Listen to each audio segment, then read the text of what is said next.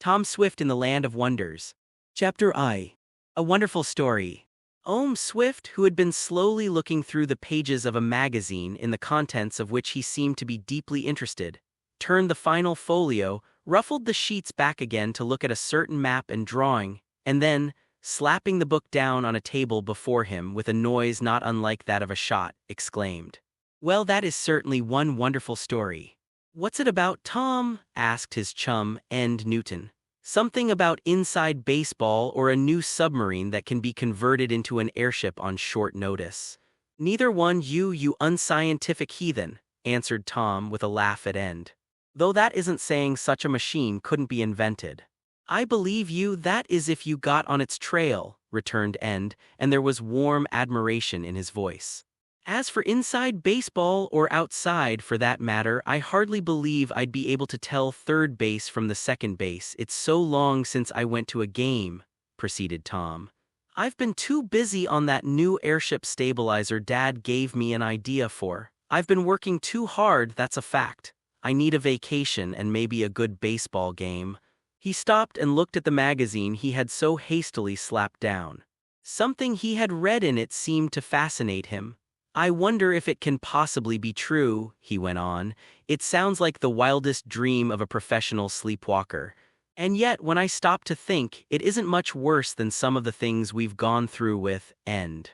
Say, for the love of rice pudding, will you get down to brass tacks and strike a trial balance? What are you talking of anyhow?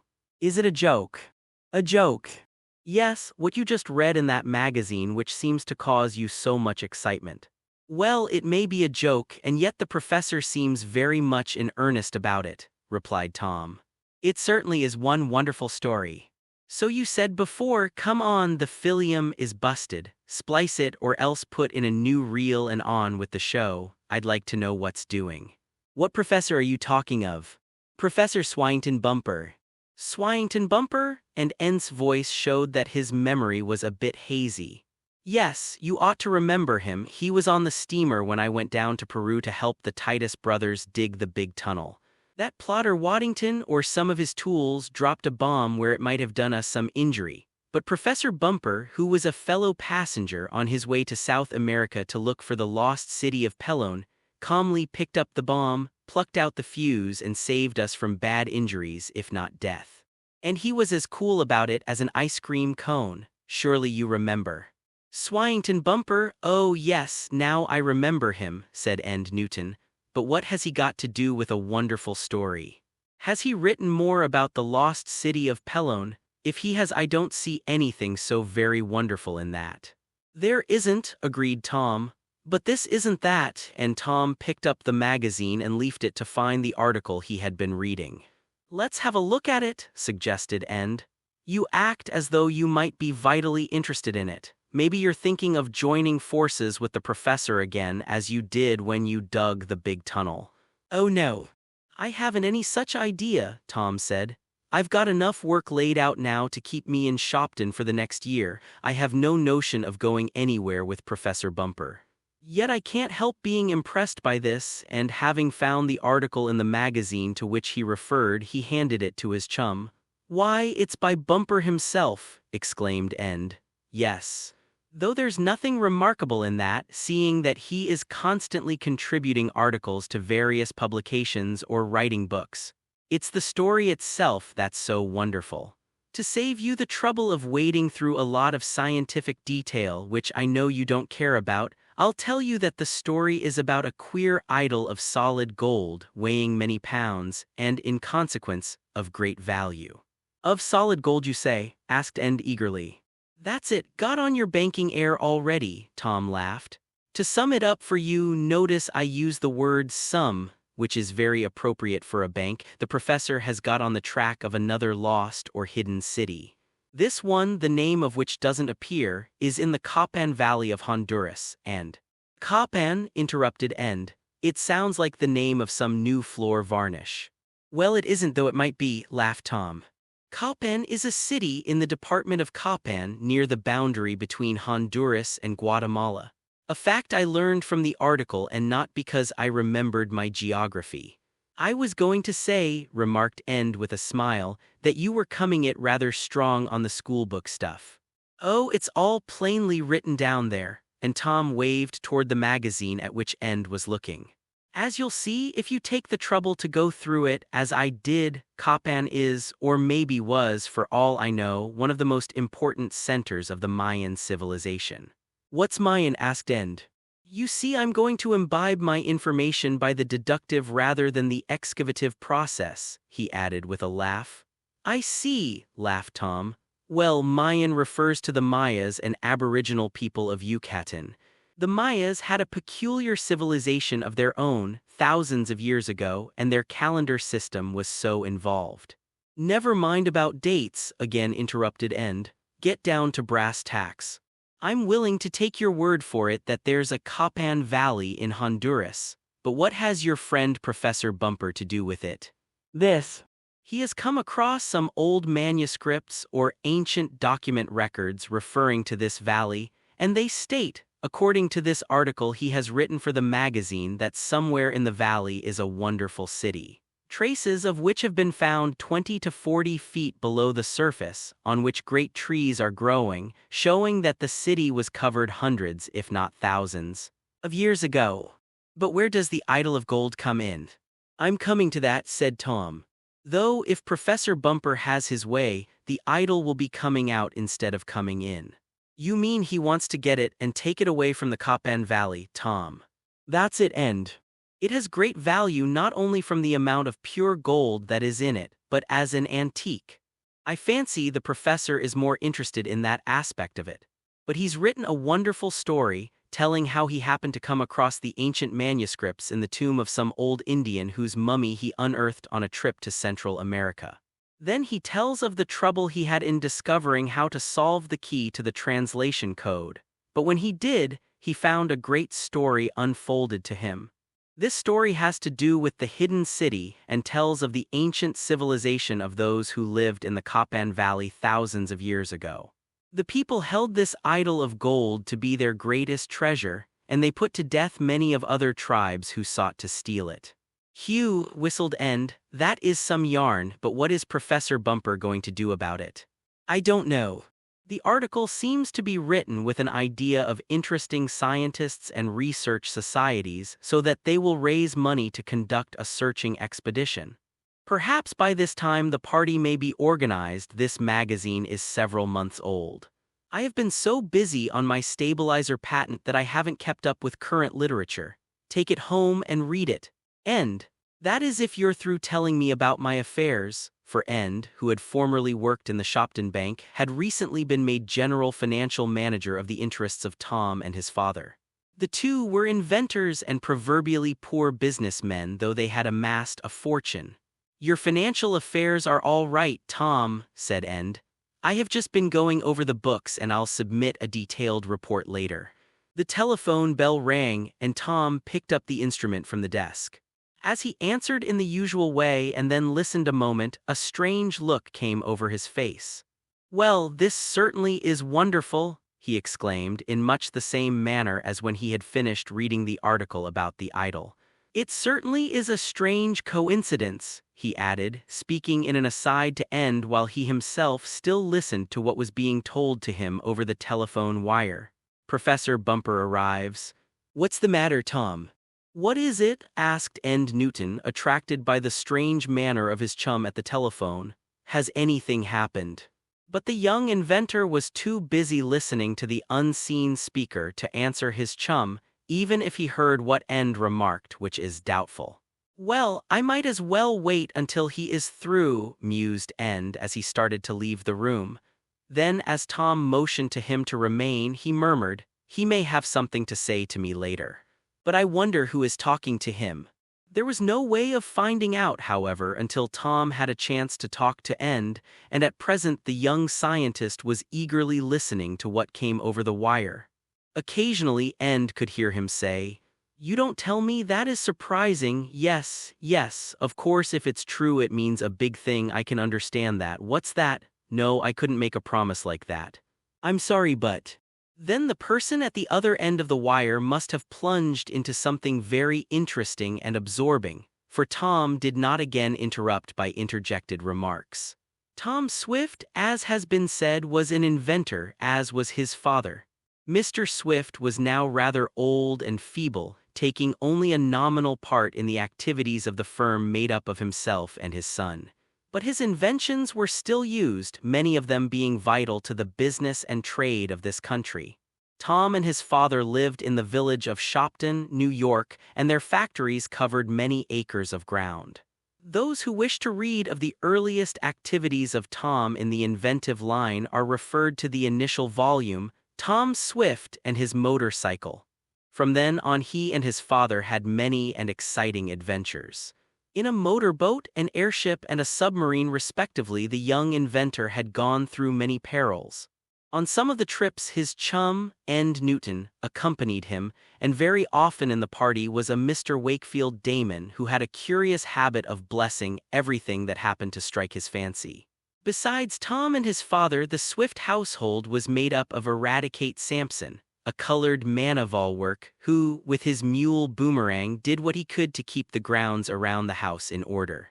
There was also Mrs. Baggert, the housekeeper, Tom's mother being dead. Mr. Damon, living in a neighboring town, was a frequent visitor in the Swift home. Mary Nestor, a girl of Shopton, might also be mentioned. She and Tom were more than just good friends. Tom had an idea that someday, but there, I promised not to tell that part, at least until the young people themselves were ready to have a certain fact announced. From one activity to another had Tom Swift gone, now constructing some important invention for himself, as among others, when he made the photo-telephone or developed a great searchlight which he presented to the government for use in detecting smugglers on the border. The book immediately preceding this is called Tom Swift and His Big Tunnel, and deals with the efforts of the young inventor to help a firm of contractors penetrate a mountain in Peru. How this was done and how, incidentally, the lost city of Pelon was discovered, bringing joy to the heart of Professor Swinton Bumper, will be found fully set forth in the book. Tom had been back from the Peru trip for some months, when we again find him interested in some of the work of Professor Bumper, as set forth in the magazine mentioned. Well, he certainly is having some conversation, reflected End, as after more than 5 minutes Tom's ear was still at the receiver of the instrument, into the transmitter of which he had said only a few words. "All right," Tom finally answered as he hung the receiver up, "I'll be here." And then he turned to End, whose curiosity had been growing with the telephone talk, and remarked, "That certainly was wonderful." "What was?" asked End. "Do you think I'm a mind reader to be able to guess?" "No, indeed, I beg your pardon, I'll tell you at once, but I couldn't break away, it was too important. To whom do you think I was talking just then?" "I can imagine almost anyone, seeing I know something of what you have done. It might be almost anybody, from some person you met up in the caves of ice to a red pygmy from the wilds of Africa." "I'm afraid neither of them would be quite up to telephone talk yet," laughed Tom. "No, this was the gentleman who wrote that interesting article about the idol of gold," and he motioned to the magazine End held in his hand. "You don't mean Professor Bumper?" "That's just whom I do mean." "What did he want? Where did he call from?" "He wants me to help organize an expedition to go to Central America, to the Copan Valley, to be exact, to look for this somewhat mythical idol of gold. Incidentally, the professor will gather in any other antiques of more or less value if he can find any, and he hopes, even if he doesn't find the idol, to get enough historical material for 6 books, to say nothing of magazine articles." "Where did he call from? Did you say?"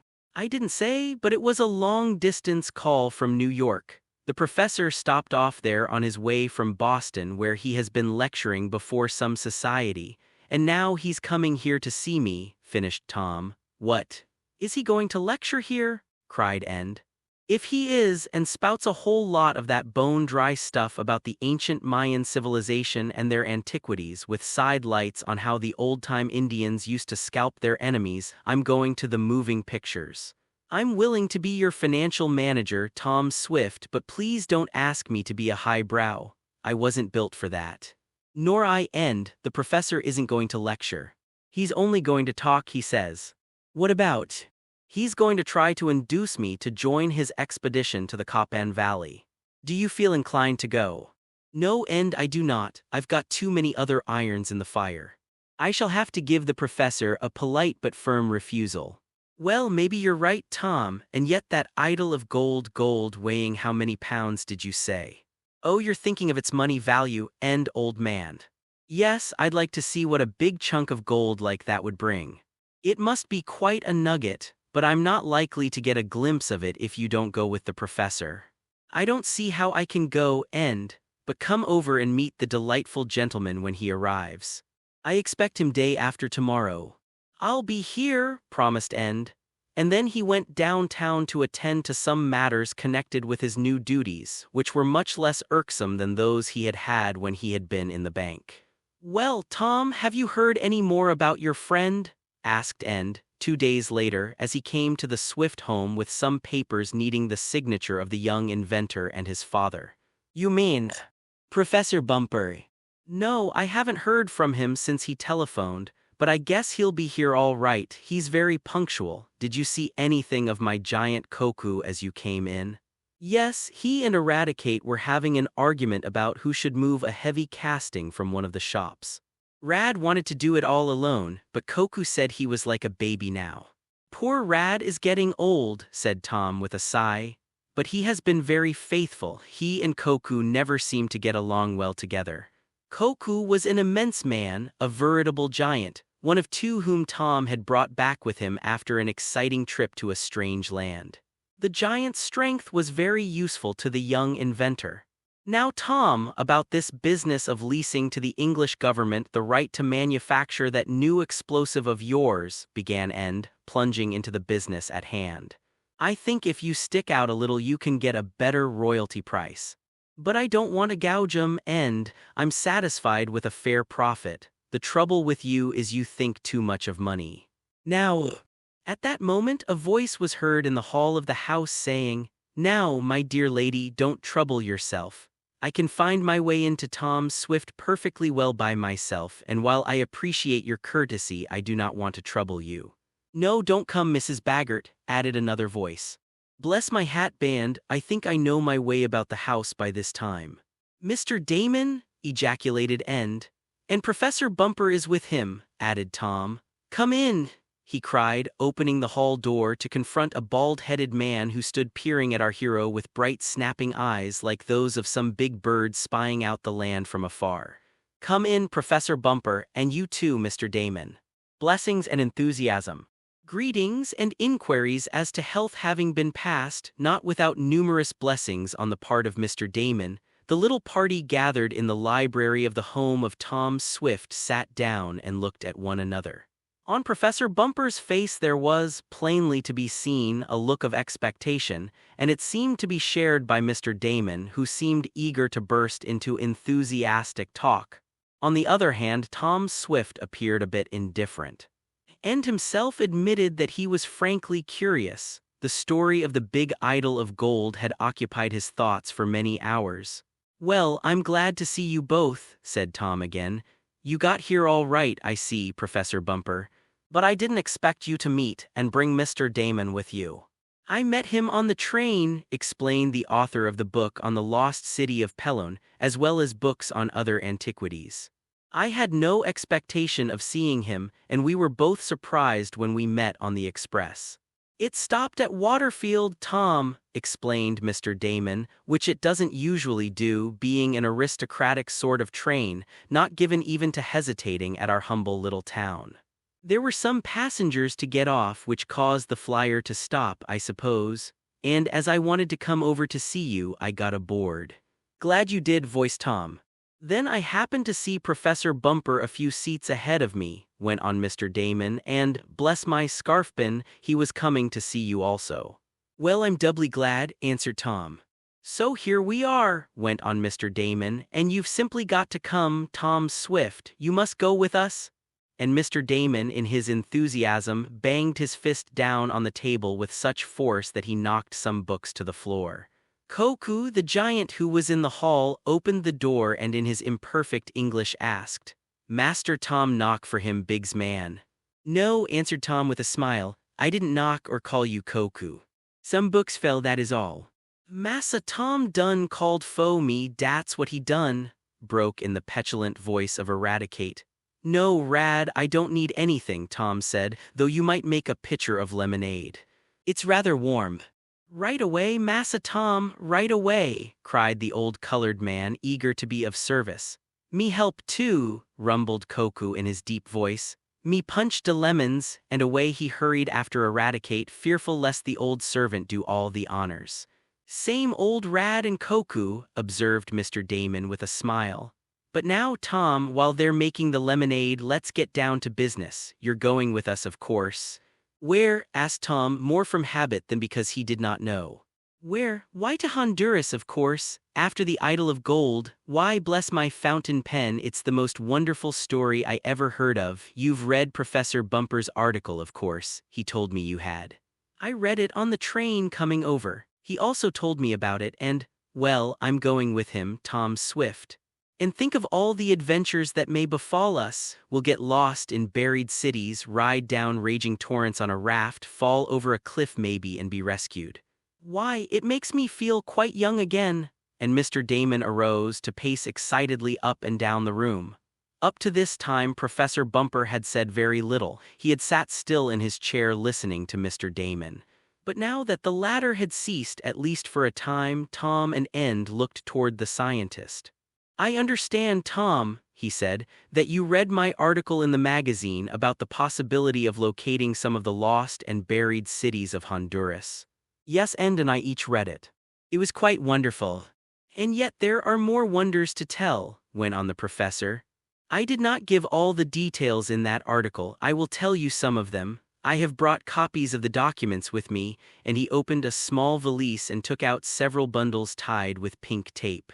As Mr. Damon said, he went on while arranging his papers, he met me on the train, and he was so taken by the story of the idol of gold that he agreed to accompany me to Central America. On one condition, put in the eccentric man. What's that? You didn't make any conditions while we were talking, said the scientist. Yes, I said I'd go if Tom Swift did. Oh yes, you did say that, but I don't call that a condition, for of course Tom Swift will go. Now let me tell you something more than I could impart over the telephone. Soon after I called you up, Tom, and it was quite a coincidence that it should have been at a time when you had just finished my magazine article. Soon after that, as I was saying, I arranged to come on to Shopton, and now I'm glad we're all here together. But how comes it, Ned Newton, that you are not in the bank? I've left there, explained End. He's now general financial man for the Swift Company, Tom explained. My father and I found that we could not look after the inventing and experimental end, and money matters, too, and as End had had considerable experience this way, we made him take over those worries, and Tom laughed genially. No worries at all as far as the Swift Company is concerned, returned End.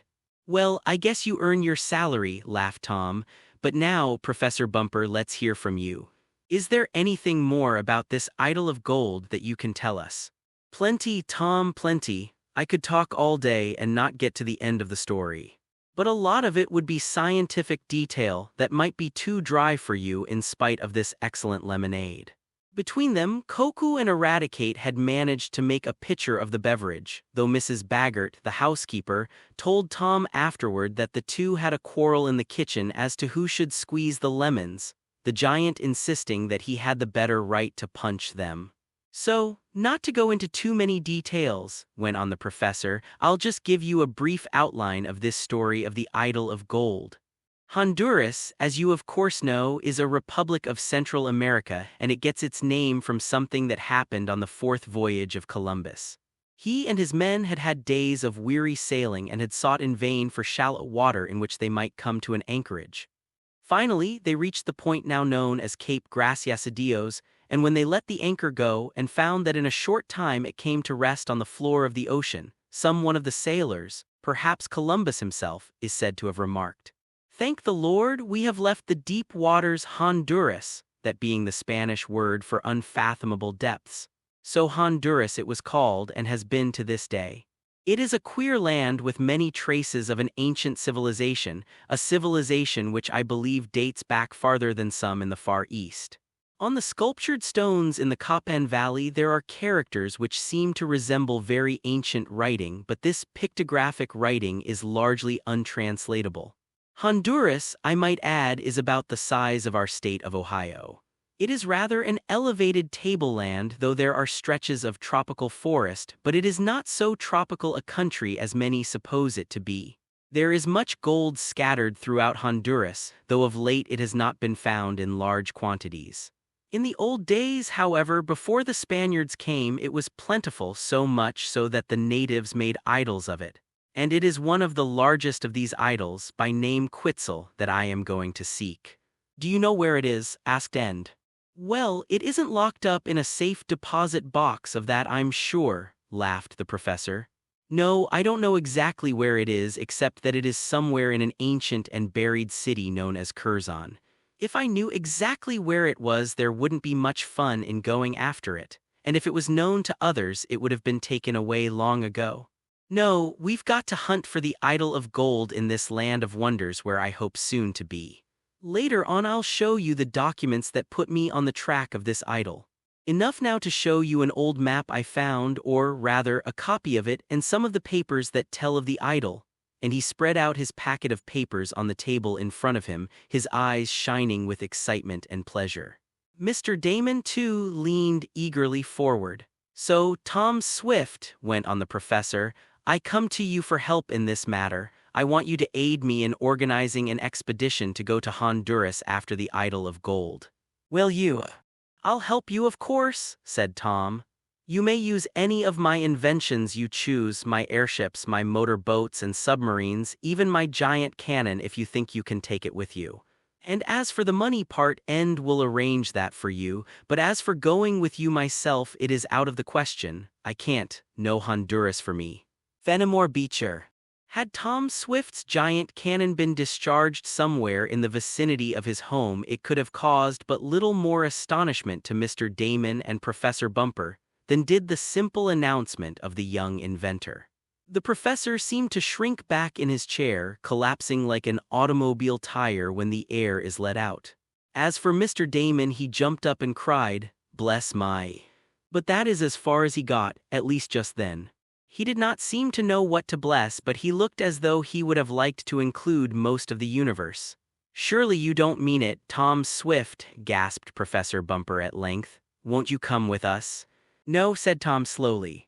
"Really, I can't go. I'm working on an invention of a new aeroplane stabilizer, and if I go now it will be just at a time when I am within striking distance of success. And the stabilizer is very much needed." "If it's a question of making a profit on it, Tom," began Mr. Damon, "I can let you have some money until—" "Oh no, it isn't the money," cried Tom. "Don't think that for a moment. You see, the European war has called for the use of a large number of aeroplanes, and as the pilots of them frequently have to fight, and so cannot give their whole attention to the machines, some form of automatic stabilizer is needed to prevent them turning turtle or going off at a wrong tangent. So I have been working out a sort of modified gyroscope, and it seems to answer the purpose. I have already received advance orders for a number of my devices from abroad, and as they are destined to save lives, I feel that I ought to keep on with my work. I'd like to go, don't misunderstand me, but I can't go at this time. It is out of the question, if you wait a year or maybe 6 months. "No, it is impossible to wait, Tom," declared Professor Bumper. "Is it so important then to hurry?" asked Mr. Damon. "You did not mention that to me, Professor Bumper." "No, I did not have time. There are so many ends to my concerns. But Tom Swift, you simply must go." "I can't, my dear professor, much as I should like to." "But Tom, think of it," cried Mr. Damon, who was as much excited as was the little bald-headed scientist. "You never saw such an idol of gold as this. What's its name?" And he looked questioningly at the professor. "Quetzal the idol is called," supplied Professor Bumper, "and it is supposed to be in a buried city named Curzon, somewhere in the Sierra de Merendon range of mountains in the vicinity of the Copan Valley."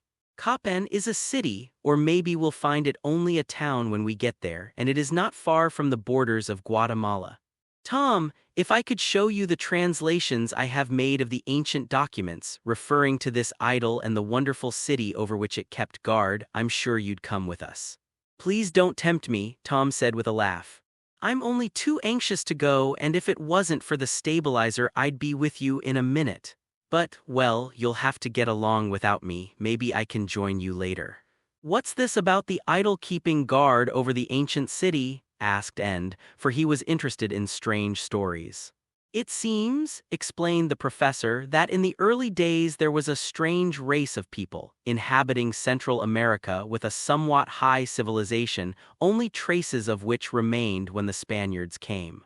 But these traces and such hieroglyphics, or to be more exact pictographs as I have been able to decipher from the old documents, tell of one country, or perhaps it was only a city, over which this great golden idol of Quetzal presided. There is in some of these papers a description of the idol which is not exactly a beauty judged from modern standards, but the main fact is that it is made of solid gold and may weigh anywhere from 1 to 2 tons. 2 tons of gold, cried Newton. Why, if that's the case it would be worth, and he fell to doing a sum in mental arithmetic. I am not so concerned about the monetary value of the statue as I am about its antiquity, went on Professor Bumper. There are other statues in this buried city of Curzon, and though they may not be so valuable, they will give me a wealth of material for my research work. How do you know there are other statues? Asked Mr. Damon. Because my documents tell me so. It was because the people made other idols in opposition, as it were, to Quetzal that their city or country was destroyed. At least that is the legend. Quetzal, so the story goes, wanted to be the chief god, and when the image of a rival was set up in the temple near him, he toppled over in anger and part of the temple went with him, the whole place being buried in ruins. All the inhabitants were killed and trace of the ancient city was lost forever. No, I hope not forever, for I expect to find it. If all the people were killed and the city buried, how did the story of Quetzal become known? Asked Mr. Damon. One only of the priests in the temple of Quetzal escaped and set down part of the tale, said the professor. It is his narrative or one based on it that I have given you. And now, what I want to do is to go and make a search for this buried city. I have fairly good directions as to how it may be reached.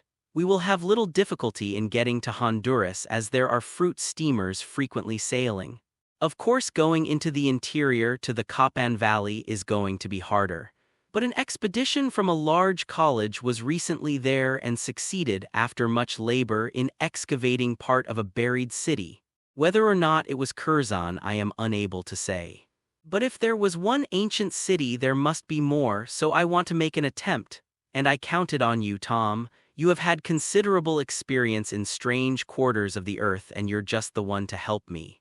I don't need money, for I have interested a certain millionaire, and my own college will put up part of the funds. Oh, it isn't a question of money, said Tom. It's time. That's just what it is with me, exclaimed Professor Bumper. I haven't any time to lose. My rivals may even now be on their way to Honduras. Your rivals, cried Tom. You didn't say anything about them. No, I believe I didn't. There were so many other things to talk about. But there is a rival archaeologist who would ask nothing better than to get ahead of me in this matter. He is younger than I am, and youth is a big asset nowadays. Pooh, you're not old, cried Mr. Damon. You're no older than I am, and I'm still young. I'm a lot younger than some of these boys who are afraid to tackle a trip through a tropical wilderness, and he playfully nudged Tom in the ribs. I'm not a bit afraid, retorted the young inventor. No, I know you're not, laughed Mr. Damon, but I've got to say something, Tom, to stir you up, and how about you, would you go? I can't unless Tom does. You see, I'm his financial man now. There you are, Tom Swift, cried Mr. Damon. You see, you are holding back a number of persons just because you don't want to go. I certainly wouldn't like to go without Tom, said the professor slowly. I really need his help. You know, Tom, we would never have found the city of Pelon if it had not been for you and your marvelous powder.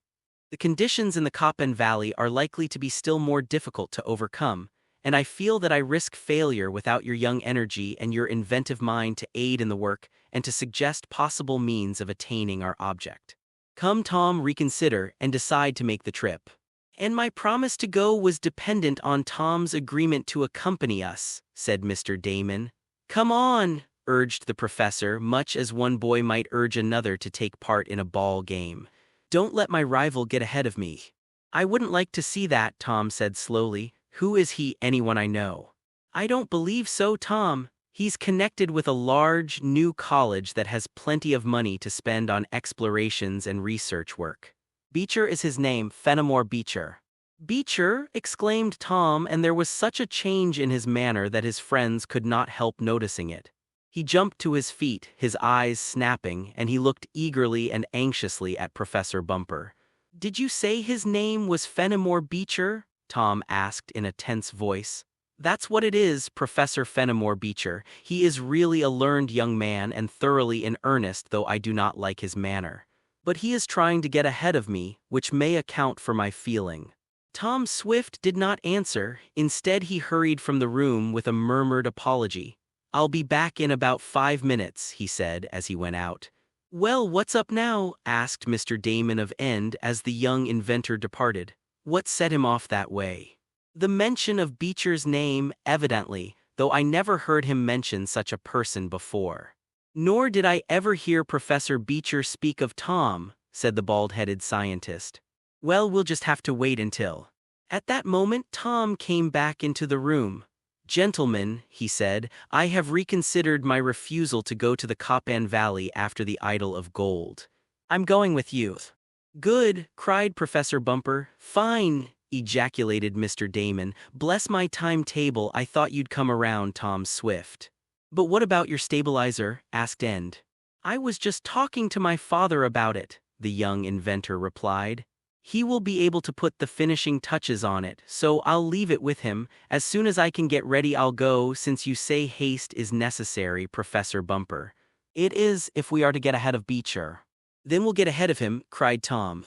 I'm with you now from the start to the finish. I'll show him what I can do, he added, while End and the others wondered at the sudden change in their friend's manner.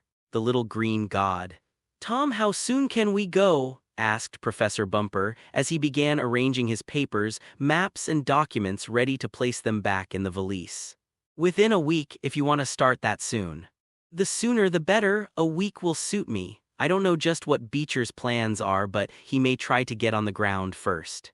Though without boasting, I may say that he has not had as much experience as I have had, thanks to you, Tom, when you helped me find the lost city of Pelone.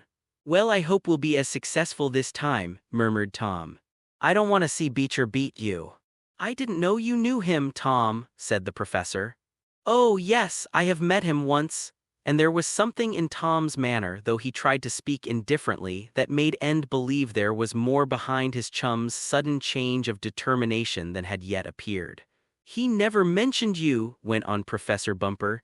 Yet the last time I saw him I said I was coming to see you, though I did not tell him why.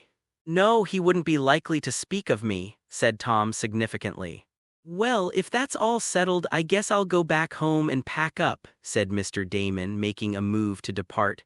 There's no special rush, Tom said. We won't leave for a week. I can't get ready in much less time than that. Bless my socks, I know that, ejaculated Mr. Damon. But if I get my things packed, I can go to a hotel to stay while my wife is away. She might take a notion to come home unexpectedly, and though she is a dear, good soul, she doesn't altogether approve of my going off on these wild trips with you, Tom Swift. But if I get all packed and clear out, she can't find me and she can't hold me back. She is visiting her mother now. I can send her a wire from Curzon after I get there. I don't believe the telegraph there is working, laughed Professor Bumper. But suit yourself, I must go back to New York to arrange for the goods we'll have to take with us. In a week, Tom, we'll start. You must stay to dinner, Tom said. You can't get a train now anyhow, and Father wants to meet you again. He's pretty well, considering his age. And he's much better, I verily believe, since I said I'd turn over to him the task of finishing the stabilizer. He likes to work. We'll stay and take the night train back, agreed Mr. Damon. It will be like old times, Tom, he went on, traveling off together into the wilds. Central America is pretty wild, isn't it? He asked, as if in fear of being disappointed on that score. Oh, it's wild enough to suit anyone, answered Professor Bumper. Well, now to settle a few details, observed Tom. And what is the situation as regards the financial affairs of my father and myself? Nothing will come to grief if we go away, will there?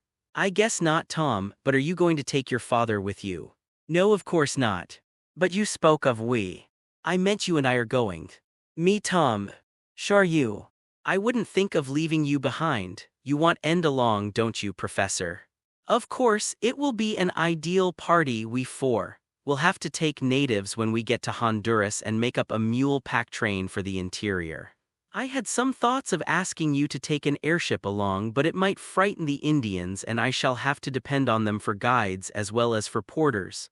So it will be an old-fashioned expedition in a way. Mr. Swift came in at this point to meet his old friends. The boy needs a little excitement, he said. He's been puttering over that stabilizer invention too long. I can finish the model for him in a very short time. Professor Bumper told Mr. Swift something about the proposed trip, while Mr. Damon went out with Tom and End to one of the shops to look at a new model aeroplane the young inventor had designed.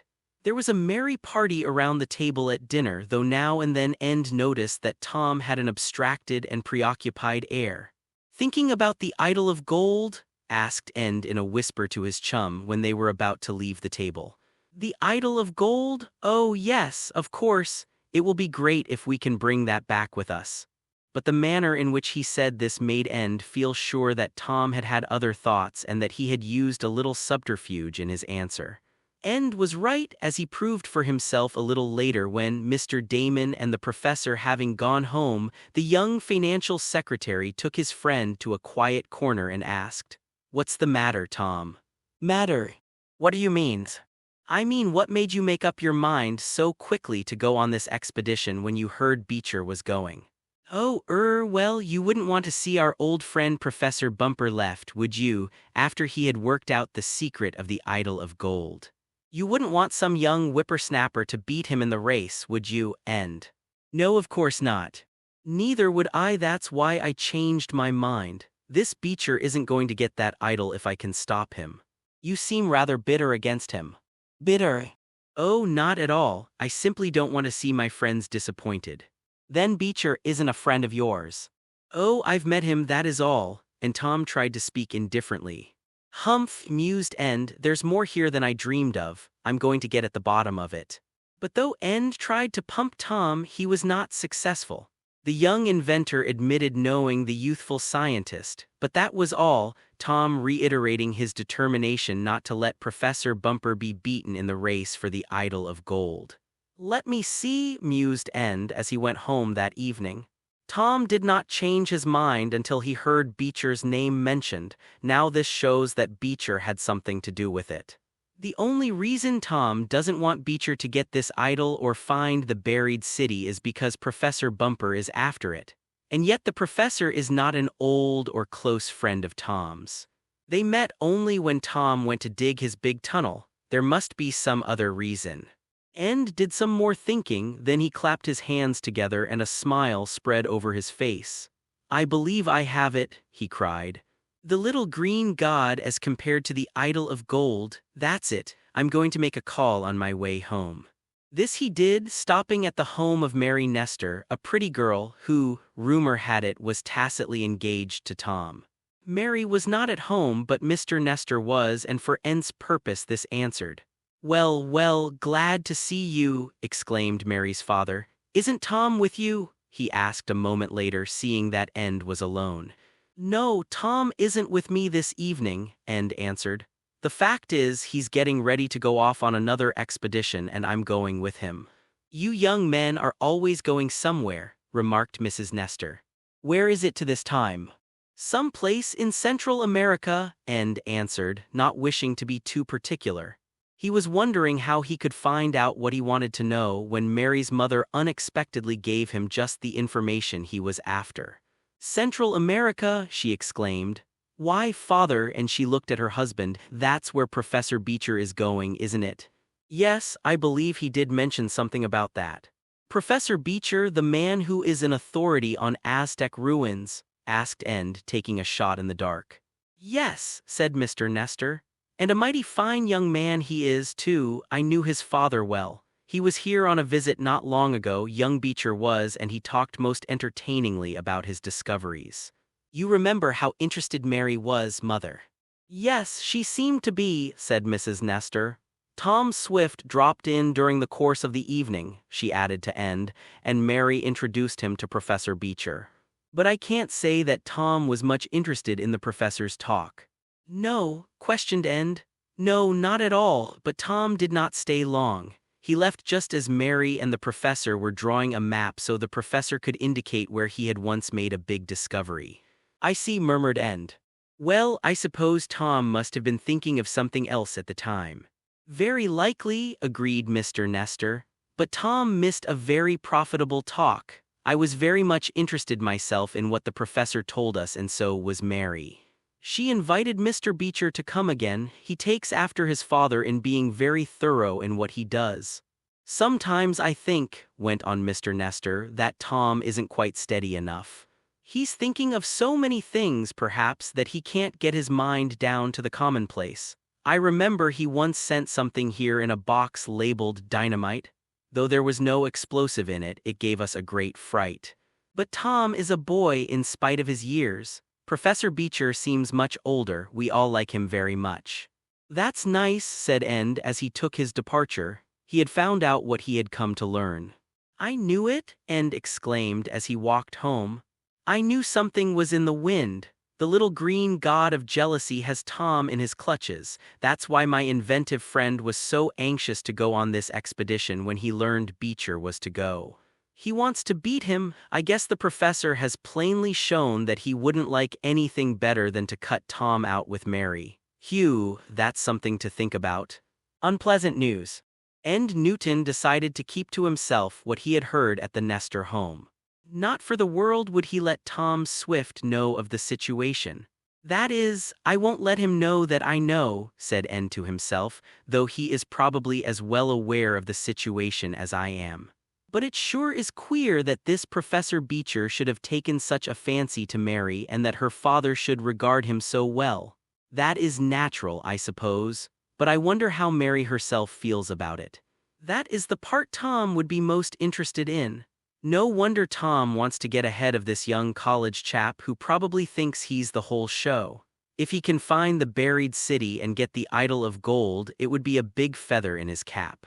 He'd have no end of honors heaped on him, and I suppose his hat wouldn't come within 3 sizes of fitting him. Then he'd stand in better than ever with Mr. Nestor. And maybe with Mary too, though I think she is loyal to Tom. But one never can tell. However, I'm glad I know about it. I'll do all I can to help Tom without letting him know that I know. And if I can do anything to help in finding that idol of gold for Professor Bumper and, incidentally, Tom, I'll do it." And he spoke aloud in his enthusiasm. And, who was walking along in the darkness, clapped his open hand down on Tom's magazine he was carrying home to read again, and the resultant noise was a sharp crack. As it sounded, a figure jumped from behind a tree and called tensely, "Hold on there." And stopped short, thinking he was to be the victim of a holdup, but his fears were allayed when he beheld one of the police force of Shopton confronting him. "I heard what you said about gettin' the gold," went on the officer. "I was walkin' along and I heard you talkin'. Where's your pal?" "I haven't any, Mr. Newbold," answered End with a laugh as he recognized the man. "Oh, pshaw, it's Ned Newton," exclaimed the disappointed officer. "I thought you was talkin' to a Confederate about gold, and figured maybe you was going to rob the bank." "No, nothing like that," answered End, still much amused. "I was talking to myself about a trip Tom Swift and I are going to take and—" "Oh, that's all right," responded the policeman. "I can understand it if it had anything to do with Tom. He's a great boy." Indeed he is, agreed End, making a mental resolve not to be so public with his thoughts in the future. He chatted for a moment with the officer and then, bidding him good night, walked on to his home, his mind in a whirl with conglomerate visions of buried cities, great grinning idols of gold, and rival professors seeking to be first at the goal. The next few days were busy ones for Tom, and in fact, the whole Swift household. Tom and his father had several consultations and conducted several experiments in regard to the new stabilizer, the completion of which was so earnestly desired. Mr. Swift was sure he could carry the invention to a successful conclusion, and was engaged in putting the financial affairs of the Swift Company in shape so they would practically run themselves during his absence. Then, too, there was the packing of their baggage which must be seen to. Of course, the main details of the trip were left to Professor Bumper, who knew just what to do.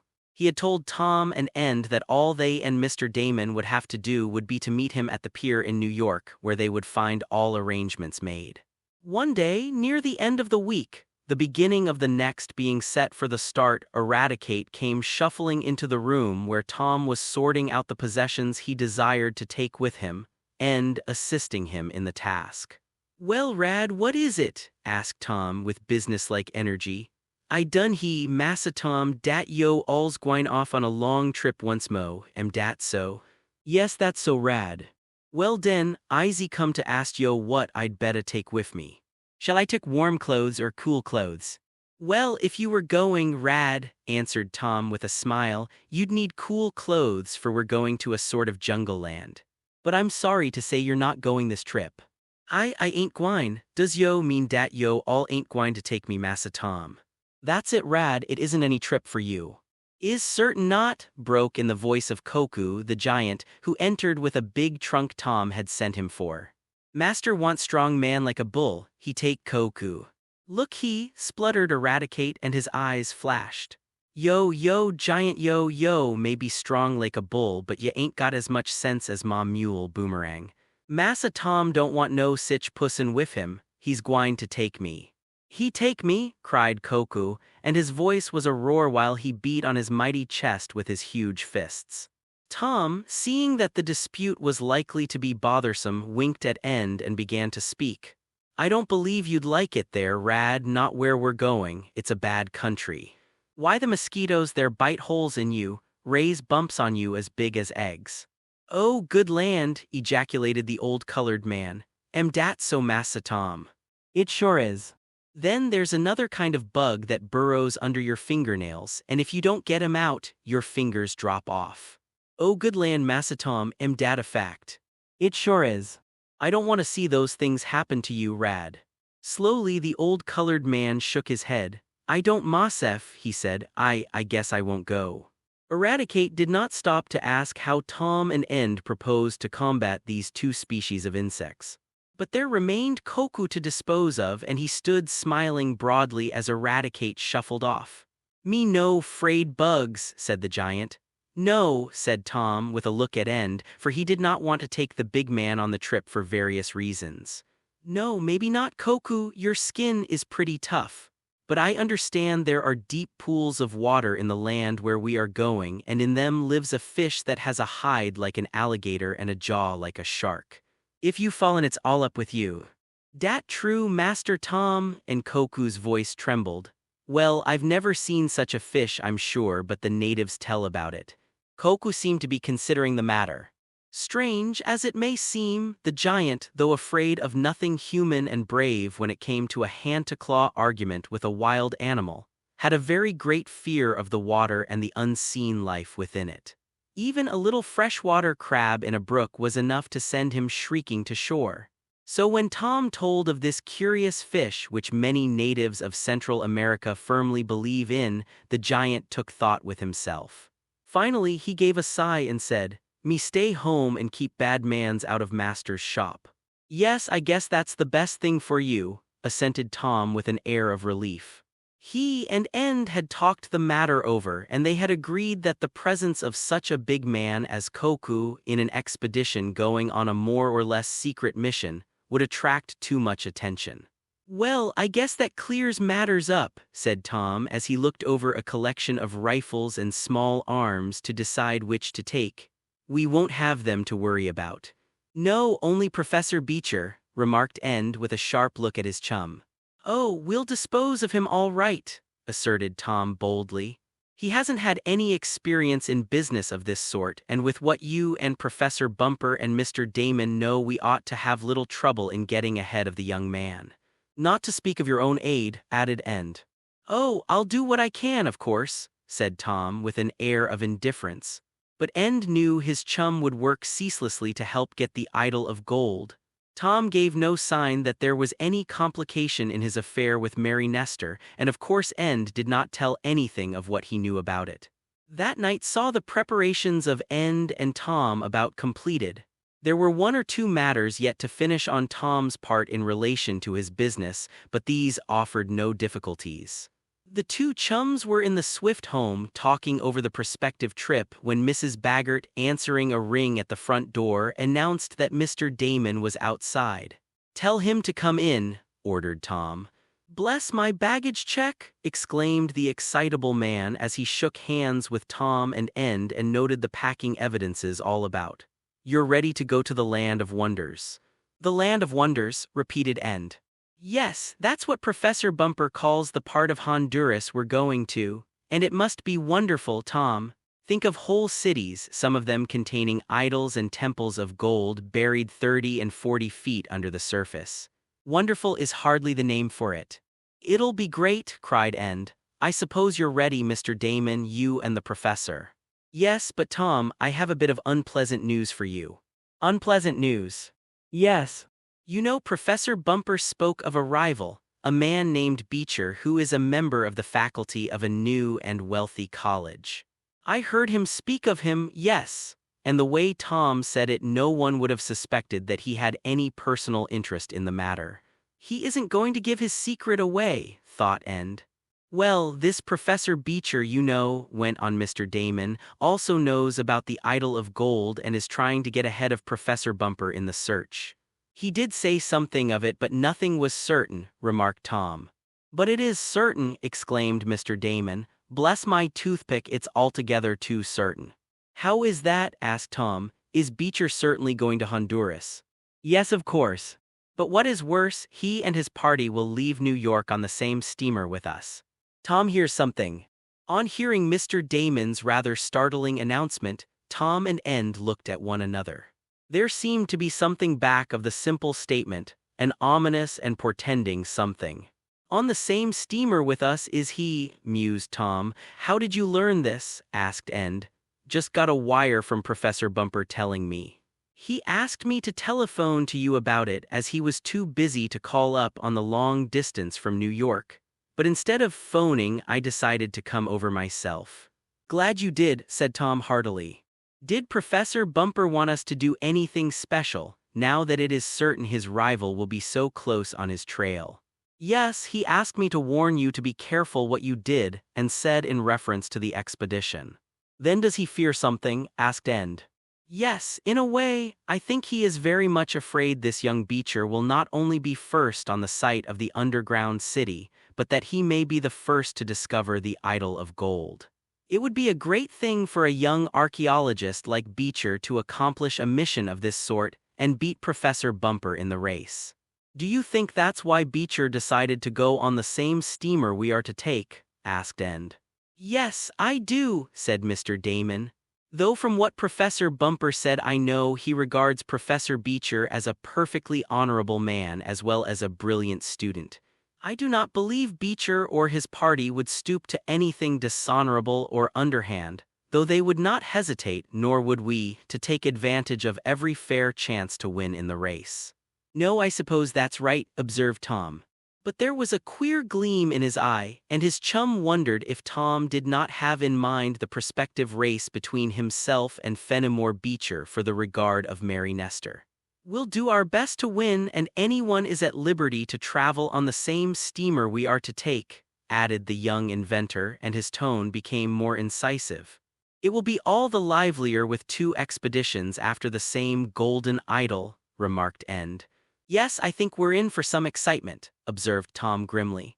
But even he did not realize all that lay before them ere they would reach Curzon. Mr. Damon, having delivered his message and remarking that his preparations for leaving were nearly completed, went back to Waterfield, from there to proceed to New York in a few days with Tom and End, to meet Professor Bumper.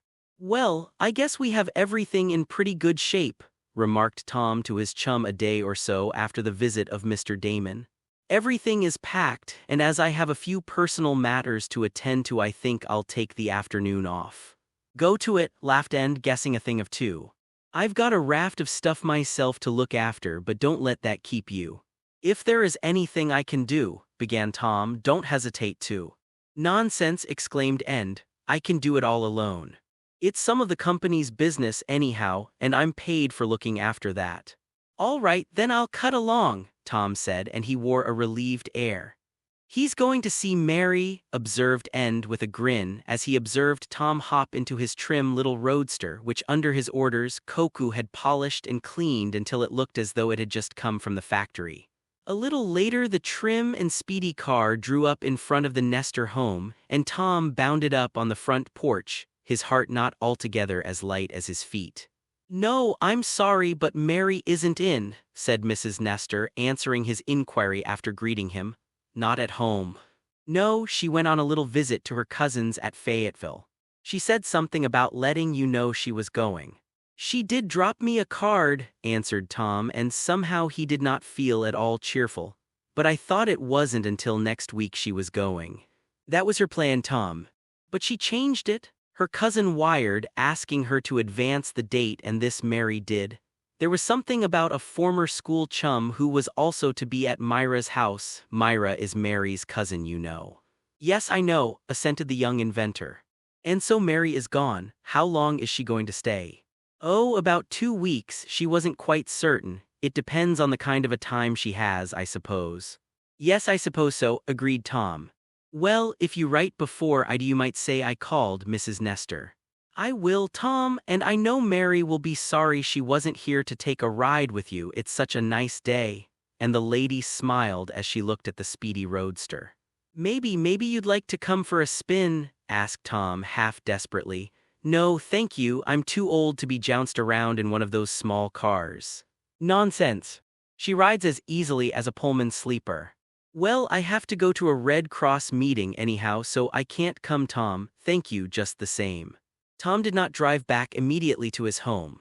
He wanted to do a bit of thinking, and he believed he could do it best by himself. So it was late afternoon when he again greeted End, who, meanwhile, had been kept very busy.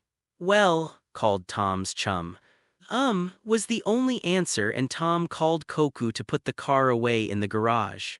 "Something wrong," mused End. The next 3 days were crowded with events and with work. Mr. Damon came over frequently to consult with Tom and End, and finally the last of their baggage had been packed, certain of Tom's inventions and implements sent on by express to New York to be taken to Honduras, and then our friends themselves followed to the metropolis. "Goodbye, Tom," said his father. "Goodbye and good luck. If you don't get the idol of gold, I'm sure you'll have experiences that will be valuable to you." "We're going to get the idol of gold," said Tom determinedly. "Look out for the bad bugs," suggested Eradicate. "We will," promised End. Tom's last act was to send a message to Mary Nestor, and then he, with End and Mr. Damon, who blessed everything in sight from the gasoline in the automobile to the blue sky overhead, started for the station. New York was reached without incident. The trio put up at the hotel where Professor Bumper was to meet them. "He hasn't arrived yet," said Tom, after glancing over the names on the hotel register and not seeing Professor Bumper's among them. "Oh, he'll be here all right," asserted Mr. Damon. "Bless my galvanic battery, he sent me a telegram at 1 o'clock this morning saying he'd be sure to meet us in New York. No fear of him not starting for the land of wonders." "There are some other professors registered, though," observed End as he glanced at the book, noting the names of several scientists of whom he and Tom had read. "Yes. I wonder what they're doing in New York," replied Tom. "They are from New England. Maybe there's a convention going on. Well, we'll have to wait, that's all, until Professor Bumper comes." And during that wait Tom heard something that surprised him and caused him no little worry. It was when End came back to his room which adjoined Tom's that the young treasurer gave his chum the news. "I say, Tom," End exclaimed, "who do you think those professors are whose names we saw on the register?" "I haven't the least idea." "Why, they're of Beecher's party." "You don't mean it." "I surely do." "How do you know?" "I happened to overhear two of them talking down in the lobby a while ago. They didn't make any secret of it. They spoke freely of going with Beecher to some ancient city in Honduras to look for an idol of gold." "They did, but where is Beecher?" "He hasn't joined them yet. Their plans have been changed. Instead of leaving on the same steamer we are to take in the morning, they are to come on a later one. The professors here are waiting for Beecher to come." "Why isn't he here now?" "Well, I heard one of the other scientists say that he had gone to a place called Fayetteville and will come on from there." "Fayetteville," ejaculated Tom. "Yes, that isn't far from Shopton." "I know," assented Tom. I wonder why he is going there." "I can tell you that too." "You can, you're a regular detective." "No, I just happened to overhear it. Beecher is going to call on Mary Nestor in Fayetteville, so his friends here said he told them, and his call has to do with an important matter to him?" And End gazed curiously at his chum. "Off for Honduras." Just what Tom's thoughts were, End, of course, could not guess.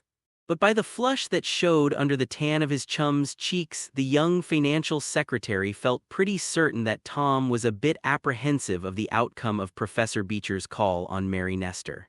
"So he is going to see her about something important, End." "That's what some members of his party called it. And they're waiting here for him to join them." "Yes, and it means waiting a week for another steamer. It must be something pretty important, don't you think, to cause Beecher to risk that delay in starting after the idol of gold?" "Important, yes, I suppose so," assented Tom. "And yet, even if he waits for the next steamer, he will get to Honduras nearly as soon as we do." "How is that?" "The next boat is a faster one." "Then why don't we take that?" "I hate dawdling along on a slow freighter." "Well, for one thing it would hardly do to change now when all our goods are on board. And besides, the captain of the real stab on which we are going to sail is a friend of Professor Bumper's." "Well, I'm just as glad Beecher and his party aren't going with us," resumed End after a pause. "It might make trouble." "Oh, I'm ready for any trouble he might make," quickly exclaimed Tom. He meant trouble that might be developed in going to Honduras and starting the search for the lost city and the idol of gold. This kind of trouble Tom and his friends had experienced before on other trips where rivals had sought to frustrate their ends. But in his heart, though he said nothing to End about it, Tom was worried. Much as he disliked to admit it to himself, he feared the visit of Professor Beecher to Mary Nestor in Fayetteville had but one meaning. "I wonder if he's going to propose to her," thought Tom. "He has the field all to himself now, and her father likes him. That's in his favor. I guess Mr. Nestor has never quite forgiven me for that mistake about the dynamite box, and that wasn't my fault. Then, too, the Beecher and Nestor families have been friends for years. Yes, he surely has the inside edge on me, and if he gets her to throw me over, well, I won't give up without a fight." And Tom mentally girded himself for a battle of wits. "He's relying on the prestige he'll get out of this idol of gold if his party finds it," thought on the young inventor. "But I'll help find it first. I'm glad to have a little start of him anyhow, even if it isn't more than 2 days. Though if our vessel is held back much by storms he may get on the ground first. However, that can't be helped. I'll do the best I can." These thoughts shot through Tom's mind even as End was asking his questions and making comments. Then the young inventor, shaking his shoulders as though to rid them of some weight, remarked, "Well, come on out and see the sights. It will be long before we look on Broadway again." When the chums returned from their sightseeing excursion, they found that Professor Bumper had arrived. "Where's Professor Bumper?" asked End the next day. "In his room, going over books, papers, and maps to make sure he has everything." "And Mr. Damon?" Tom did not have to answer that last question. Into the apartment came bursting the excited individual himself. "Bless my overshoes," he cried. "I've been looking everywhere for you. Come on, there's no time to lose." "What's the matter now?" asked End. "Is the hotel on fire?" "Has anything happened to Professor Bumper?" Tom demanded, a wild idea forming in his head that perhaps someone of the Beecher party had tried to kidnap the discoverer of the lost city of Pelone. "Oh, everything is all right," answered Mr. Damon, "but it's nearly time for the show to start and we don't want to be late. I have tickets." "For what?" asked Tom and End together. "The movies," was the laughing reply. "Bless my loose ribs. But I wouldn't miss him for anything. He's in a new play called Up in a Balloon Boys. It's great." And Mr. Damon named a certain comic moving picture star in whose horseplay Mr. Damon took a curious interest. Tom and End were glad enough to go, Tom that he might have a chance to do a certain amount of thinking, and End because he was still boy enough to like moving pictures. "I wonder, Tom," said Mr. Damon as they came out of the theater 2 hours later, all three chuckling at the remembrance of what they had seen, "I wonder you never turned your inventive mind to the movies." "Maybe I will someday," said Tom. He spoke rather uncertainly. The truth of the matter was that he was still thinking deeply of the visit of Professor Beecher to Mary Nestor and wondering what it portended. But if Tom's sleep was troubled that night, he said nothing of it to his friends. He was up early the next morning, for they were to leave that day, and there was still considerable to be done in seeing that their baggage and supplies were safely loaded, and in attending to the last details of some business matters. While at the hotel, they had several glimpses of the members of the Beecher party who were awaiting the arrival of the young professor who was to lead them into the wilds of Honduras. But our friends did not seek the acquaintance of their rivals. The latter, likewise, remained by themselves, though they knew doubtless that there was likely to be a strenuous race for the possession of the idol of gold, then, it was presumed, buried deep in some forest-covered city.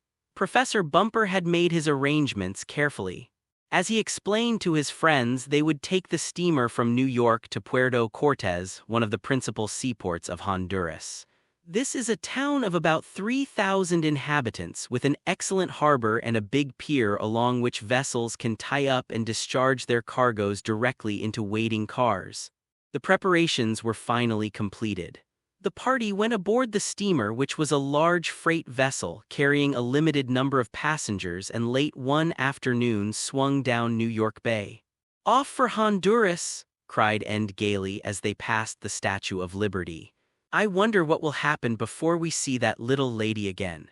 "Who knows?" asked Tom, shrugging his shoulders Spanish fashion, and there came before him the vision of a certain little lady, about whom he had been thinking deeply of late. "Valjacinto. Rather tame, isn't it, Tom?" "Well, End, it isn't exactly like going up in an airship." And Tom Swift, who was gazing over the rail down into the deep blue water of the Caribbean Sea, over which their vessel was then steaming, looked at his chum beside him. "No, and your submarine voyage had it all over this one for excitement," went on End. "When I think of that—" "Bless my sea legs," interrupted Mr. Damon, overhearing the conversation. "Don't speak of that trip. My wife never forgave me for going on it, but I had a fine time," he added with a twinkle of his eyes. "Yes, that was quite a trip," observed Tom as his mind went back to it, "but this one isn't over yet, remember. And I shouldn't be surprised if we had a little excitement very soon." "What do you mean?" asked End. Up to this time the voyage from New York down into the tropical seas had been anything but exciting. There were not many passengers besides themselves, and the weather had been fine. At first, used as they were to the actions of unscrupulous rivals in trying to thwart their efforts, Tom and End had been on the alert for any signs of hidden enemies on board the steamer. But aside from a little curiosity when it became known that they were going to explore little-known portions of Honduras, the other passengers took hardly any interest in our travelers. It was thought best to keep secret the fact that they were going to search for a wonderful idol of gold. Not even the mule and ox cart drivers, whom they would hire to take them into the wilds of the interior, would be told of the real object of the search. It would be given out that they were looking for interesting ruins of ancient cities with a view to getting such antiquities as might be there. "What do you mean?" asked End again when Tom did not answer him immediately. What's the excitement? I think we're in for a storm, was the reply. The barometer is falling and I see the crew going about making everything snug, so we may have a little trouble toward this end of our trip. Let it come, exclaimed Mr. Damon. We're not afraid of trouble, Tom Swift, are we? No, to be sure we're not, and yet it looks as though the storm would be a bad one. Then I am going to see if my books and papers are ready so I can get them together in a hurry in case we have to take to the lifeboats, said Professor Bumper, coming on deck at that moment. It won't do to lose them. If we didn't have the map we might not be able to find. Ahem, exclaimed Tom with unnecessary emphasis it seemed. I'll help you go over your papers, Professor, he added, and with a wink and a motion of his hand, he enjoined silence on his friend. End looked around for a reason for this and observed a man, evidently of Spanish extraction, passing them as he paced up and down the deck. What's the matter? Asked the scientist in a whisper as the man went on. Do you know him? Is he, I don't know anything about him, said Tom, but it is best not to speak of our trip before strangers. You are right, Tom, said Professor Bumper. I'll be more careful. A storm was brewing, that was certain. A dull, sickly yellow began to obscure the sky, and the water, from a beautiful blue, turned a slate color and ran along the sides of the vessel with a hissing sound as though the sullen waves would ask nothing better than to suck the craft down into their depths.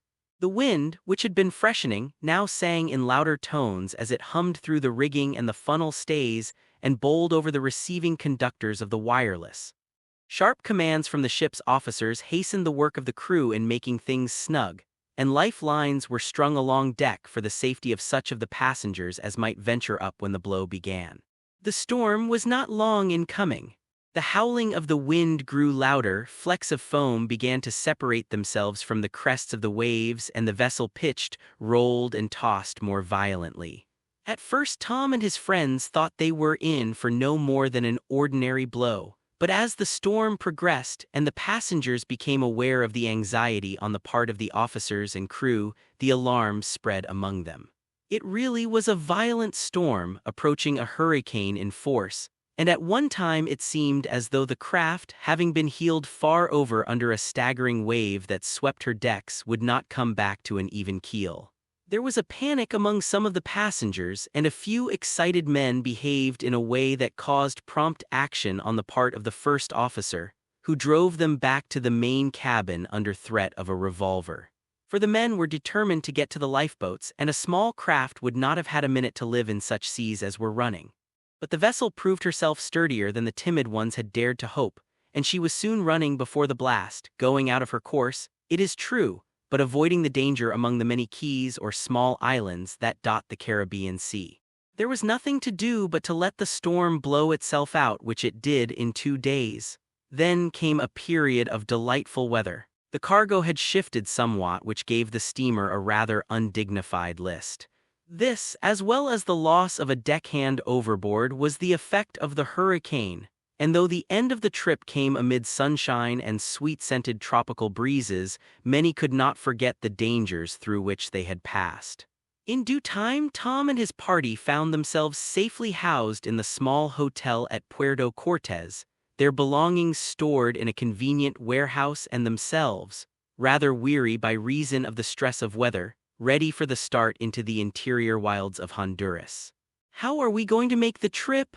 asked End as they sat at supper the first night after their arrival, eating of several dishes, the red pepper condiments of which caused frequent trips to the water pitcher. "We can go in 2 ways, and perhaps we shall find it to our advantage to use both means," said Professor Bumper. "To get to this city of Curzon," he proceeded in a low voice so that none of the others in the dining room would hear them, "we will have to go either by mule back or boat to a point near Copan. As near as I can tell by the ancient maps, Curzon is in the Copan Valley. Now the Chamlekin River seems to run to within a short distance of there, but there is no telling how far up it may be navigable. If we can go by boat, it will be much more comfortable. Travel by mules and ox carts is slow and sure, but the roads are very bad, as I have heard from friends who have made explorations in Honduras.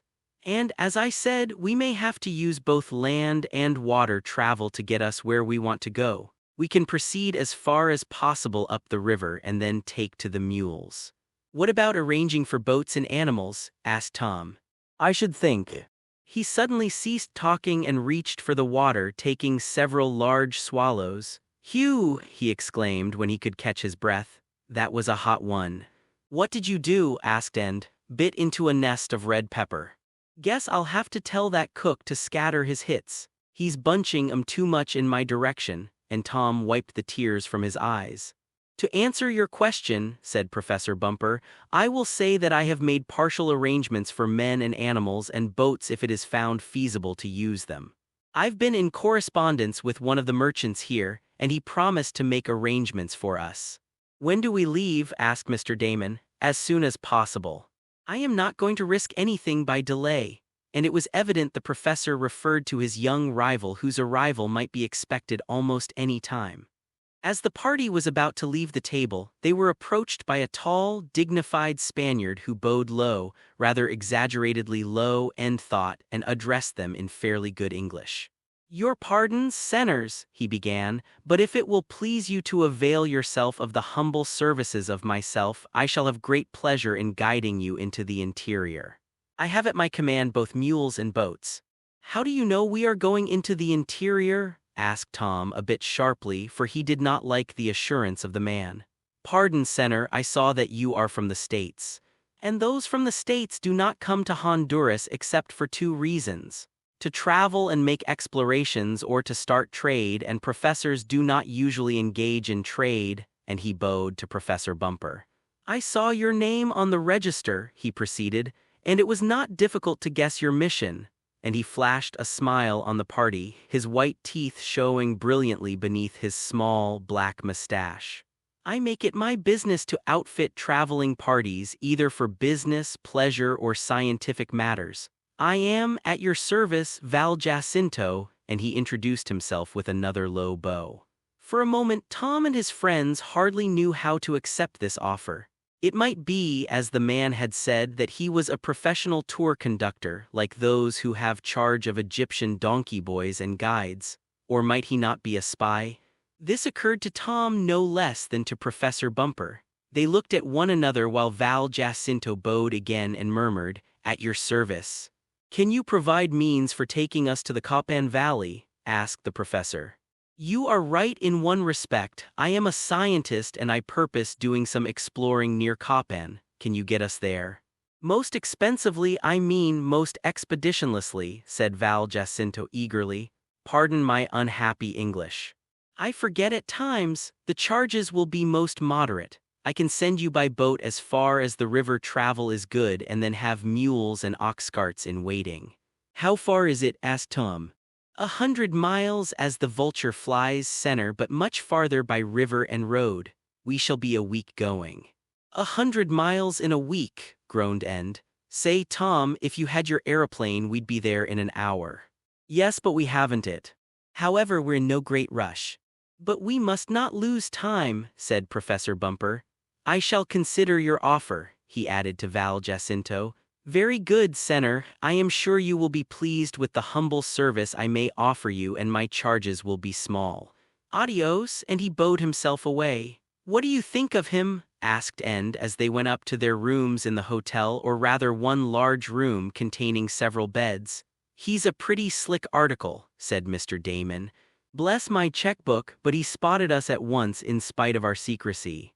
"I guess these guide purveyors are trained for that sort of thing," observed the scientist. "I know my friends have often spoken of having had the same experience.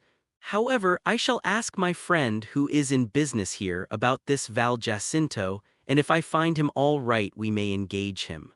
Inquiries next morning brought the information from the head of a rubber exporting firm with whom the professor was acquainted that the Spaniard was regularly engaged in transporting parties into the interior, and was considered efficient, careful, and as honest as possible, considering the men he engaged as workers. "So we have decided to engage you," Professor Bumper informed Val Jacinto the afternoon following the meeting. "I am more than pleased, Senor. I shall take you into the wilds of Honduras, at your service," and he bowed low. "Humph. I don't just like the way our friend Val says that," observed Tom to end a little later. "I'd have been better pleased if he had said he'd guide us into the wilds and out again." If Tom could have seen the crafty smile on the face of the Spaniard as the man left the hotel, the young inventor might have felt even less confidence in the guide. In the wilds. "All aboard, step lively now, this boat makes no stops this side of Boston," cried Ned Newton gaily, as he got into one of the several tree canoes provided for the transportation of the party up the Chamlequin River for the first stage of their journey into the wilds of Honduras. "All aboard, this reminds me of my old camping days, Tom." It brought those days back in a measure to Tom also, for there were a number of canoes filled with the goods of the party while the members themselves occupied a larger one with their personal baggage. Strong, half-naked Indian paddlers were in charge of the canoes, which were of sturdy construction and light draft, since the river, like most tropical streams, was of uncertain depths, choked here and there with sandbars or tropical growths. Finding that Val Jacinto was regularly engaged in the business of taking explorers and mine prospectors into the interior, Professor Bumper had engaged the man. He seemed to be efficient. At the promised time, he had the canoes and paddlers on hand and the goods safely stowed away, while one big craft was fitted up as comfortably as possible for the men of the party. As End remarked, it did look like a camping party, for in the canoes were tents, cooking utensils, and most important, mosquito canopies of heavy netting. The insect pests of Honduras, as in all tropical countries, are annoying and dangerous. Therefore, it was imperative to sleep under mosquito netting. On the advice of Val Jacinto, who was to accompany them, the travelers were to go up the river about 50 miles. This was as far as it would be convenient to use the canoes, the guide told Tom and his friends, and from there on the trip to the Copan Valley would be made on the backs of mules, which would carry most of the baggage and equipment. The heavier portions would be transported in ox carts. As Professor Bumper expected to do considerable excavating in order to locate the buried city or cities, as the case might be, he had to contract for a number of Indian diggers and laborers. These could be hired in Copan, it was said. The plan, therefore, was to travel by canoes during the less heated parts of the day and tie up at night, making camp on shore in the net-protected tents. As for the Indians, they did not seem to mind the bites of the insects. They sometimes made a smudge fire, Val Jacinto had said, but that was all. "Well, we haven't seen anything of Beecher and his friends," remarked the young inventor as they were about to start. "No, he doesn't seem to have arrived," agreed Professor Bumper. "We'll get ahead of him, and so much the better." "Well, are we all ready to start?" he continued, as he looked over the little flotilla which carried his party and his goods. "The sooner the better," cried Tom, and End fancied his chum was unusually eager. "I guess he wants to make good before Beecher gets the chance to show Mary Nestor what he can do," thought End. "Tom sure is after that idol of gold." "You may start, Senor Jacinto," said the professor, and the guide called something in Indian dialect to the rowers. Lines were cast off and the boats moved out into the stream under the influence of the sturdy paddlers. "Well, this isn't so bad," observed End as he made himself comfortable in his canoe. "How about it, Tom?" "Oh no, but this is only the beginning." A canopy had been arranged over their boat to keep off the scorching rays of the sun. The boat containing the exploring party and Val Jacinto took the lead, the baggage craft following. At the place where it flowed into the bay on which Puerto Cortes was built, the stream was wide and deep. The guide called something to the Indians, who increased their stroke. "I tell them to pull hard and that at the end of the day's journey they will have much rest and refreshment," he translated to Professor Bumper and the others. "Bless my ham sandwich, but they'll need plenty of some sort of refreshment," said Mr. Damon with a sigh. "I never knew it to be so hot." "Don't complain yet," advised Tom with a laugh. "The worst is yet to come."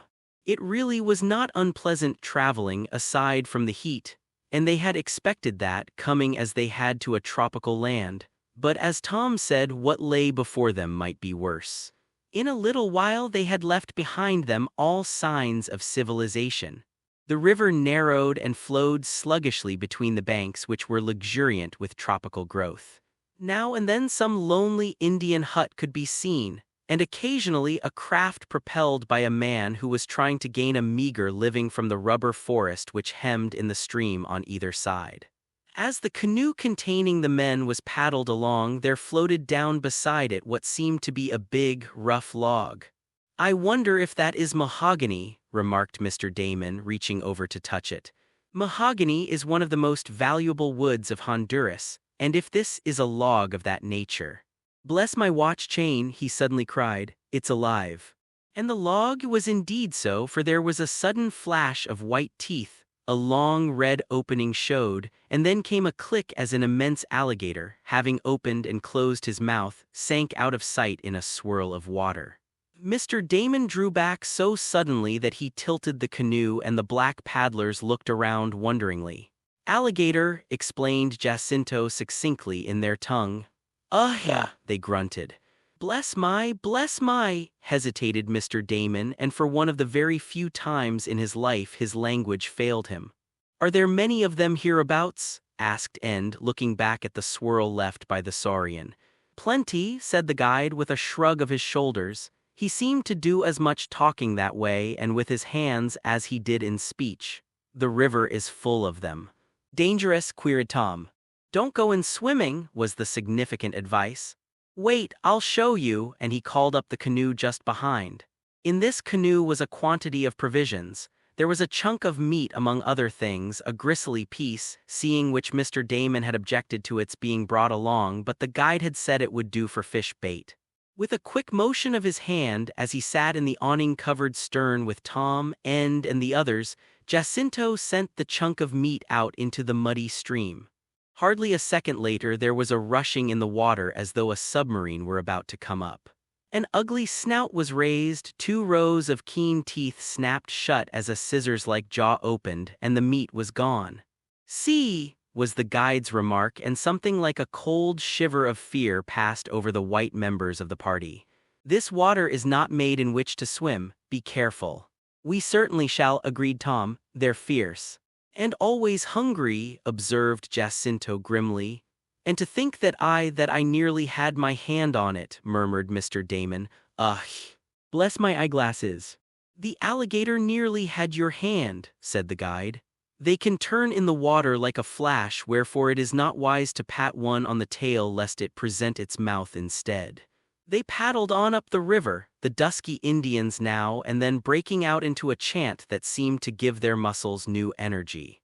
The song, if song it was, passed from one boat to the other, and as the chant boomed forth the craft shot ahead more swiftly. They made a landing about noon and lunch was served. Tom and his friends were hungry in spite of the heat. Moreover, they were experienced travelers and had learned not to fret over inconveniences and discomforts. The Indians ate by themselves, 2 acting as servants to Jacinto and the professor's party. As is usual in traveling in the tropics, a halt was made during the heated middle of the day. Then, as the afternoon shadows were waning, the party again took to the canoes and paddled on up the river. "Do you know of a good place to stop during the night?" asked Professor Bumper of Jacinto. "Oh yes, a most excellent place. It is where I always bring scientific parties I am guiding. You may rely on me." It was within an hour of dusk, none too much time to allow in which to pitch camp in the tropics, where night follows day suddenly, when a halt was called, as a turn of the river showed a little clearing on the edge of the forest-bound river. "We stay here for the night," said Jacinto. "It is a good place." "It looks picturesque enough," observed Mr. Damon, "but it is rather wild." "We are a good distance from a settlement," agreed the guide. "But one cannot explore and find treasure in cities," and he shrugged his shoulders again. "Find treasure, what do you mean?" asked Tom quickly. "Do you think that we—" "Pardon, Senor," replied Jacinto softly. "I meant no offense. I think that all you scientific parties will take treasure if you can find it." "We are looking for traces of the old Honduras civilization," put in Professor Bumper. "And doubtless you will find it," was the somewhat too courteous answer of the guide. "Make camp quickly," he called to the Indians in their tongue. "You must soon get under the nets or you will be eaten alive," he told Tom. "There are many mosquitoes here." The tents were set up, smudge fires built, and supper quickly prepared. Dusk fell rapidly, and as Tom and End walked a little way down toward the river before turning in under the mosquito canopies, the young financial man said, "Sort of lonesome and gloomy, isn't it, Tom?" "Yes, but you didn't expect to find a moving picture show in the wilds of Honduras, did you?" "No, and yet look out." "What's that?" suddenly cried End as a great soft, black shadow seemed to sweep out of a clump of trees toward him. Involuntarily he clutched Tom's arm and pointed, his face showing fear in the fast-gathering darkness. "The vampires." Tom Swift looked deliberately around. It was characteristic of him that, though by nature he was prompt in action, he never acted so hurriedly as to obscure his judgment. So though now End showed a trace of strange excitement, Tom was cool. "What is it?" asked the young inventor. "What's the matter? What did you think you saw?" "End, another alligator." "Alligator nonsense, up on shore." "I saw a black shadow and I didn't think I saw it either, I really did." Tom laughed quietly. "A shadow?" he exclaimed. "Since when were you afraid of shadows, End?" "I'm not afraid of ordinary shadows," answered End, and in his voice there was an uncertain tone. "I'm not afraid of my shadow or yours, Tom, or anybody's that I can see. But this wasn't any human shadow. It was as if a great big blob of wet darkness had been waved over your head." "That's a queer explanation," Tom said in a low voice. "A great big blob of wet darkness." "But that just describes it," went on End, looking up and around. "It was just as if you were in some dark room and someone waved a wet velvet cloak over your head, spooky-like. It didn't make a sound, but there was a smell as if a den of some wild beast was near here. I remember that odor from the time we went hunting with your electric rifle in the jungle and got near the den in the rocks where the tigers lived." "Well, there is a wild beast smell all around here," admitted Tom, sniffing the air. "It's the alligators in the river, I guess. You know they have an odor of musk." "Do you mean to say you didn't feel that shadow flying over us just now?" asked End. "Well, I felt something sail through the air, but I took it to be a big bird. I didn't pay much attention. To tell you the truth, I was thinking about Beecher, wondering when he would get here," added Tom quickly as if to forestall any question as to whether or not his thoughts had to do with Beecher in connection with Tom's affair of the heart. "Well, it wasn't a bird, at least not a regular bird," said End in a low voice, as once more he looked at the dark and gloomy jungle that stretched back from the river and behind the little clearing where the camp had been made. "Come on," cried Tom in what he tried to make a cheerful voice. "This is getting on your nerves, End, and I didn't know you had any. Let's go back and turn in. I'm dog-tired and the mosquitoes are beginning to find that we're here. Let's get under the nets, then the black shadows won't get you."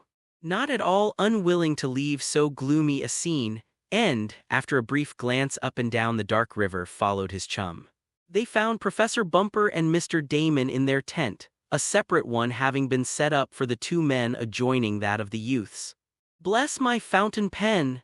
exclaimed Mr. Damon as he caught sight of Tom and End in the flickering light of the smudge fire between the two canvas shelters.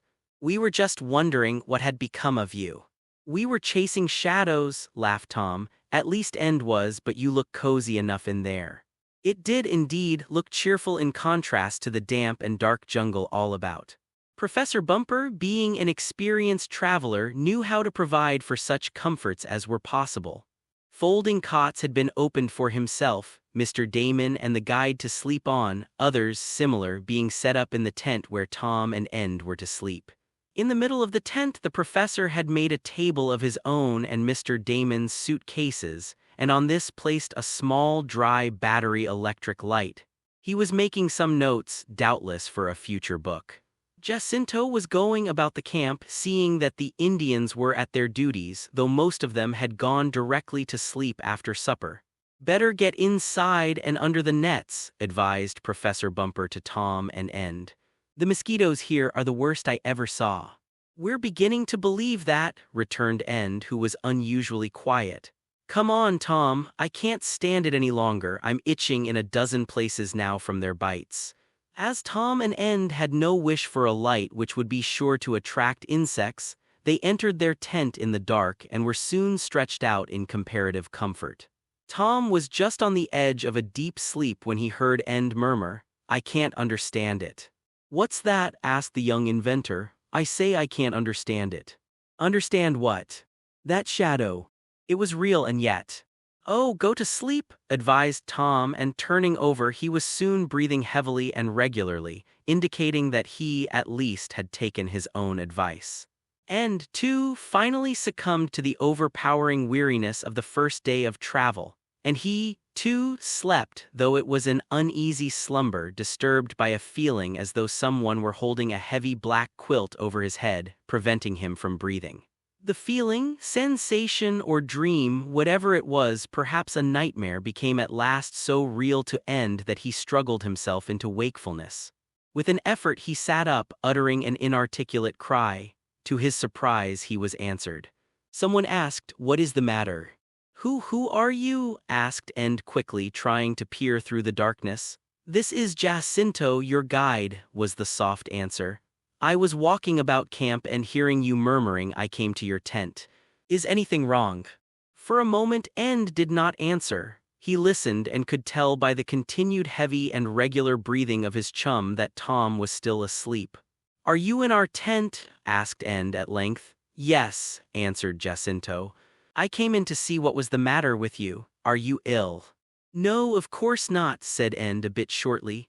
I had a bad dream, that was all right now." "For that I am glad.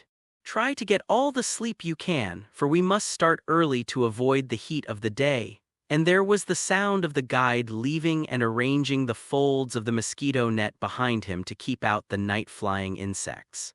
Once more End composed himself to sleep, and this time successfully, for he did not have any more unpleasant dreams. The quiet of the jungle settled down over the camp, at least the comparative quiet of the jungle, for there were always noises of some sort going on, from the fall of some rotten tree limb to the scream or growl of a wild beast, while now and again from the river came the pig-like grunts of the alligators. It was about 2 o'clock in the morning, as they ascertained later, when the whole camp, white travelers and all, was suddenly awakened by a wild scream. It seemed to come from one of the natives, who called out a certain word ever and over again. To Tom and End it sounded like, "Ashtu, ashtu, ashtu." "What's the matter?" cried Professor Bumper. "The vampires," came the answering voice of Jacinto. "One of the Indians has been attacked by a big vampire bat. Look out, everyone. It may be a raid by the dangerous creatures. Be careful." Notwithstanding this warning, End stuck his head out of the tent. The same instant he was aware of a dark enfolding shadow passing over him, and with a shudder of fear he jumped back. "A false friend." "What is it? What's the matter?" cried Tom, springing from his cot and hastening to the side of his chum in the tent. "What has happened, End?" "I don't know, but Jacinto is yelling something about vampires." "Vampires?" "Yes. Big bats, and he's warning us to be careful. I stuck my head out just now and I felt that same sort of shadow I felt this evening when we were down near the river." "Nonsense." "I tell you I did." At that instant Tom flashed a pocket electric lamp he had taken from beneath his pillow, and in the gleam of it he and End saw fluttering about the tent some dark, shadow-like form, at the sight of which Tom's chum cried, "There it is, that's the shadow, look out!" And he held up his hands instinctively to shield his face. "Shadow!" yelled Tom, unconsciously adding to the din that seemed to pervade every part of the camp. "That isn't a shadow, it's substance. It's a monster bat, and here goes for a strike at it." He caught up his camera tripod, which was near his cot, and made a swing with it at the creature that had flown into the tent through an opening it had made for itself. "Look out," yelled End. "If it's a vampire It won't do anything to me," shouted Tom, as he struck the creature, knocking it into the corner of the tent with a thud that told it must be completely stunned, if not killed. "But what's it all about anyhow?" Tom asked. "What's the row?" From without the tent came the Indian cries of "Ashtu, ashtu." Mingled with them were calls of "Jacinto, partly in Spanish, partly in the Indian tongue, and partly in English. "It is a raid by vampire bats," was all Tom and End could distinguish. "We shall have to light fires to keep them away if we can succeed. Everyone grab up a club and strike hard." "Come on," cried Tom, getting on some clothes by the light of his gleaming electric light which he had set on his cot. "You're not going out there, are you?" asked End. "I certainly am. If there's a fight I want to be in it, bats or anything else. Here you have a light like mine, flash it on and hang it somewhere on yourself, then get a club and come on. The lights will blind the bats and we can see to hit 'em." Tom's plan seemed to be a good one. His lamp and ends had small hooks on them so they could be carried in the upper coat pocket, showing a gleam of light and leaving the hands free for use.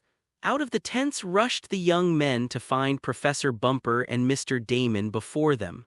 The two men had clubs and were striking about in the half-darkness, for now the Indians had set several fires aglow. And in the gleams, constantly growing brighter as more fuel was piled on, the young inventor and his chums saw a weird sight. Circling and wheeling about in the camp clearing were many of the black shadowy forms that had caused End such alarm. Great bats they were, and a dangerous species if Jacinto was to be believed. The uncanny creatures flew in and out among the trees and tents, now swooping low near the Indians or the travelers. At such times clubs would be used, often with the effect of killing or stunning the flying pests. For a time it seemed as if the bats would fairly overwhelm the camp, so many of them were there. But the increasing lights and the attacks made by the Indians and the white travelers turned the tide of battle, and with silent flappings of their soft, velvety wings, the bats flew back to the jungle whence they had emerged. "We are safe for the present," exclaimed Jacinto with a sigh of relief. "Do you think they will come back?" asked Tom. "They may, there is no telling." "Bless my speedometer!" cried Mr. Damon. "If those beasts or birds, whatever they are, come back, I'll go and hide in the river and take my chances with the alligators." "The alligators aren't much worse," asserted Jacinto with a visible shiver. "These vampire bats sometimes depopulate a whole village." "Bless my shoelaces!" cried Mr. Damon. "You don't mean to say that the creatures can eat up a whole village?" "Not quite. Though they might if they got the chance," was the answer of the Spanish guide. "These vampire bats fly from place to place in great swarms, and they are so large and bloodthirsty that a few of them can kill a horse or an ox in a short time by sucking its blood. So when the villagers find they are visited by a colony of these vampires, they get out, taking their livestock with them, and stay in caves or in densely wooded places until the bats fly on. Then the villagers come back. It was only a small colony that visited us tonight, or we would have had more trouble. I do not think this lot will come back. We have killed too many of them," and he looked about on the ground where many of the uncanny creatures were still twitching in the death struggle. "Come back again?" cried Mr. Damon. "Bless my skin, I hope not. I've had enough of bats and mosquitoes," he added, as he slapped at his face and neck.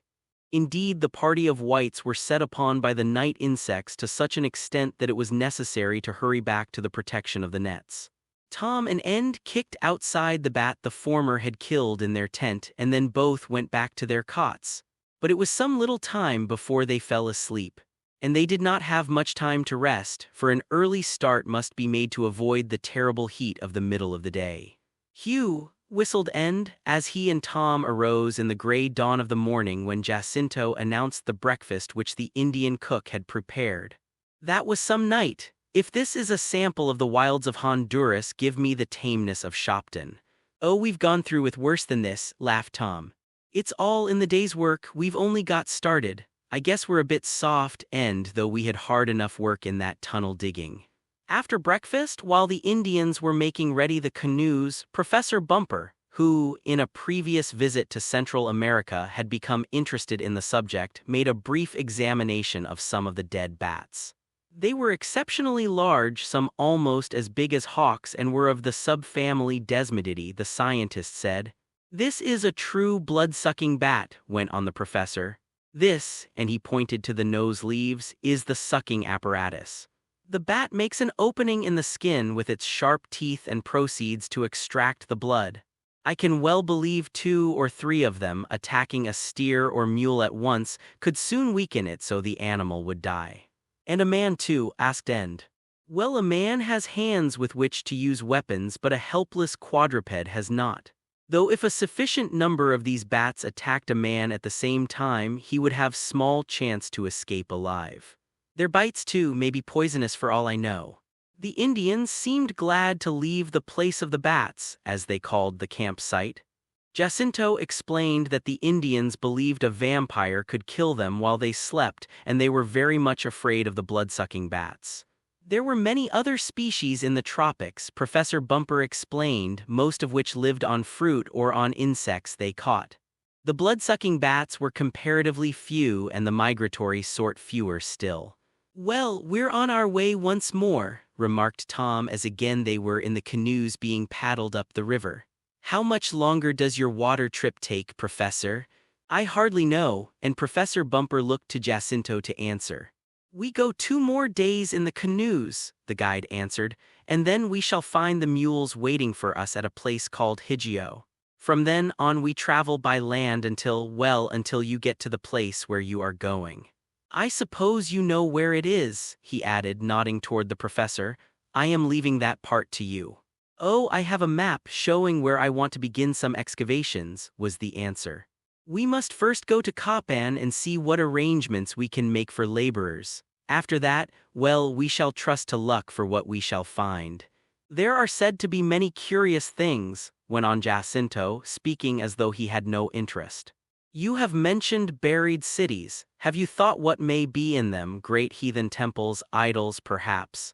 For a moment none of the professor's companions spoke. It was as though Jacinto had tried to get some information.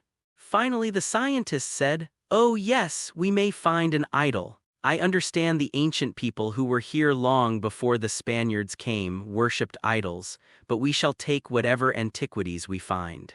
Huh, grunted Jacinto, and then he called to the paddlers to increase their strokes. The journey up the river was not very eventful. Many alligators were seen, and Tom and End shot several with the electric rifle. Toward the close of the 3rd day's travel there was a cry from one of the rear boats, and an alarm of a man having fallen overboard was given. Tom turned in time to see the poor fellow's struggles, and at the same time there was a swirl in the water and a black object shot forward. "An alligator is after him," yelled End. "I see," observed Tom calmly. "Hand me the rifle, End." Tom took quick aim and pulled the trigger. The explosive electric bullet went true to its mark, and the great animal turned over in a death struggle. But the river was filled with them, and no sooner had the one nearest the unfortunate Indian been disposed of than another made a dash for the man. There was a wild scream of agony, and then a dark arm shot up above the red foam. The water seethed and bubbled as the alligators fought under it for possession of the paddler. Tom fired bullet after bullet from his wonderful rifle into the spot, but though he killed some of the alligators, this did not save the man's life. His body was not seen again, though search was made for it. The accident cast a little damper over the party, and there was a feeling of gloom among the Indians. Professor Bumper announced that he would see to it that the man's family did not want, and this seemed to give general satisfaction, especially to a brother who was with the party. Aside from being caught in a drenching storm and 1 or 2 minor accidents, nothing else of moment marked the remainder of the river journey, and at the end of the 3rd day the canoes pulled to shore and a night camp was made. "But where are the mules we are to use in traveling tomorrow?" asked the professor of Jacinto. "In the next village. We shall march there in the morning. No use to go there at night when all is dark." "I suppose that is so." The Indians made camp as usual, the goods being brought from the canoes and piled up near the tents. Then night settled down. "Hello!" cried Tom, awakening the next morning to find the sun streaming into his tent. "We must have overslept, End. We were to start before old Sol got in his heavy work, but we haven't had breakfast yet." "I didn't hear anyone call us," remarked End. "Nor I wonder if we're the only lazy birds." He looked from the tent in time to see Mr. Damon and the professor emerging. Then Tom noticed something queer. The canoes were not on the river bank. There was not an Indian in sight and no evidence of Jacinto. "What's the matter?" asked the young inventor. "Have the others gone on ahead?" "I rather think they've gone back," was the professor's dry comment. "Gone back." "Yes. The Indians seem to have deserted us at the ending of this stage of our journey." "Bless my timetable," cried Mr. Damon. "You don't say so. What does it mean? What has become of our friend Jacinto?" "I'm afraid he was rather a false friend," was the professor's answer. "This is the note he left. He has gone and taken the canoes and all the Indians with him," and he held out a paper on which was some scribbled writing. Forward again. "What does it all mean?" asked Tom, seeing that the note was written in Spanish, a tongue which he could speak slightly but read indifferently.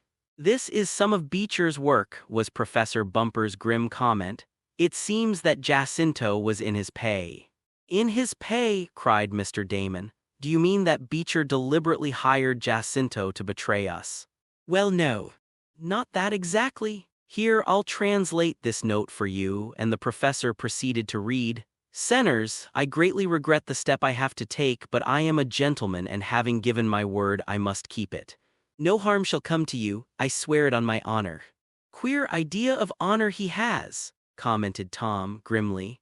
Professor Bumper read on. "Know then that before I engaged myself to you I had been engaged by Professor Beecher through a friend to guide him into the Copan Valley where he wants to make some explorations, for what I know not, save maybe that it is for gold. I agreed in case any rival expeditions came to lead them astray if I could. So, knowing from what you said that you were going to this place, I engaged myself to you, planning to do what I have done. I greatly regret it, as I have come to like you, but I had given my promise to Professor Beecher's friend that I would first lead him to the Copan Valley and would keep others away until he had had a chance to do his exploration. So I have led you to this wilderness. It is far from the Copan, but you are near an Indian village and you will be able to get help in a week or so. In the meanwhile, you will not starve as you have plenty of supplies. If you will travel northeast, you will come again to Puerto Cortes in due season. As for the money I had from you, I deposit it to your credit, Professor Beecher having made me an allowance for steering rival parties on the wrong trail. So I lose nothing and I save my honor. I write this note as I am leaving in the night with the Indians. I put some harmless sedative in your tea that you might sleep soundly and not awaken until we were well on our way. Do not try to follow us, as the river will carry us swiftly away. And let me add, there is no personal animosity on the part of Professor Beecher against you. I should have done to any rival expedition the same as I have done with you. JACINTO. For a moment there was silence, and then Tom Swift burst out with, "Well, of all the mean, contemptible tricks of a human skunk, this is the limit." "Bless my hairbrush, but he is a scoundrel," ejaculated Mr. Damon with great warmth. "I'd like to start after him the biggest alligator in the river," was End's comment. Professor Bumper said nothing for several seconds. There was a strange look on his face, and then he laughed shortly as though the humor of the situation appealed to him. "Professor Beecher has more gumption than I gave him credit for," he said. "It was a clever trick." "Trick?" cried Tom. "Yes, I can't exactly agree that it was the right thing to do, but he, or some friend acting for him, seems to have taken precautions that we are not to suffer or lose money. Beecher goes on the theory that all is fair in love and war, I suppose, and he may call this a sort of scientific war." End wondered, as he looked at his chum, how much love there was in it. Clearly Beecher was determined to get that idol of gold. "Well, it can't be helped, and we must make the best of it," said Tom after a pause. "True, but now, boys, let's have breakfast, and then we'll make what goods we can't take with us as snug as possible until we can send the mule drivers after them," went on Professor Bumper. "Send the mule drivers after them?" questioned End. "What do you mean to do?" "Do? Why, keep on, of course. You don't suppose I'm going to let a little thing like this stand between me and the discovery of Curzon and the idol of gold, do you?" "But," began Mr. Damon, "I don't see how." "Oh, we'll find a way," interrupted Tom. "It isn't the first time I've been pretty well stranded on an expedition of this kind, and sometimes from the same cause, the actions of a rival. Now we'll turn the tables on the other fellows and see how they like it."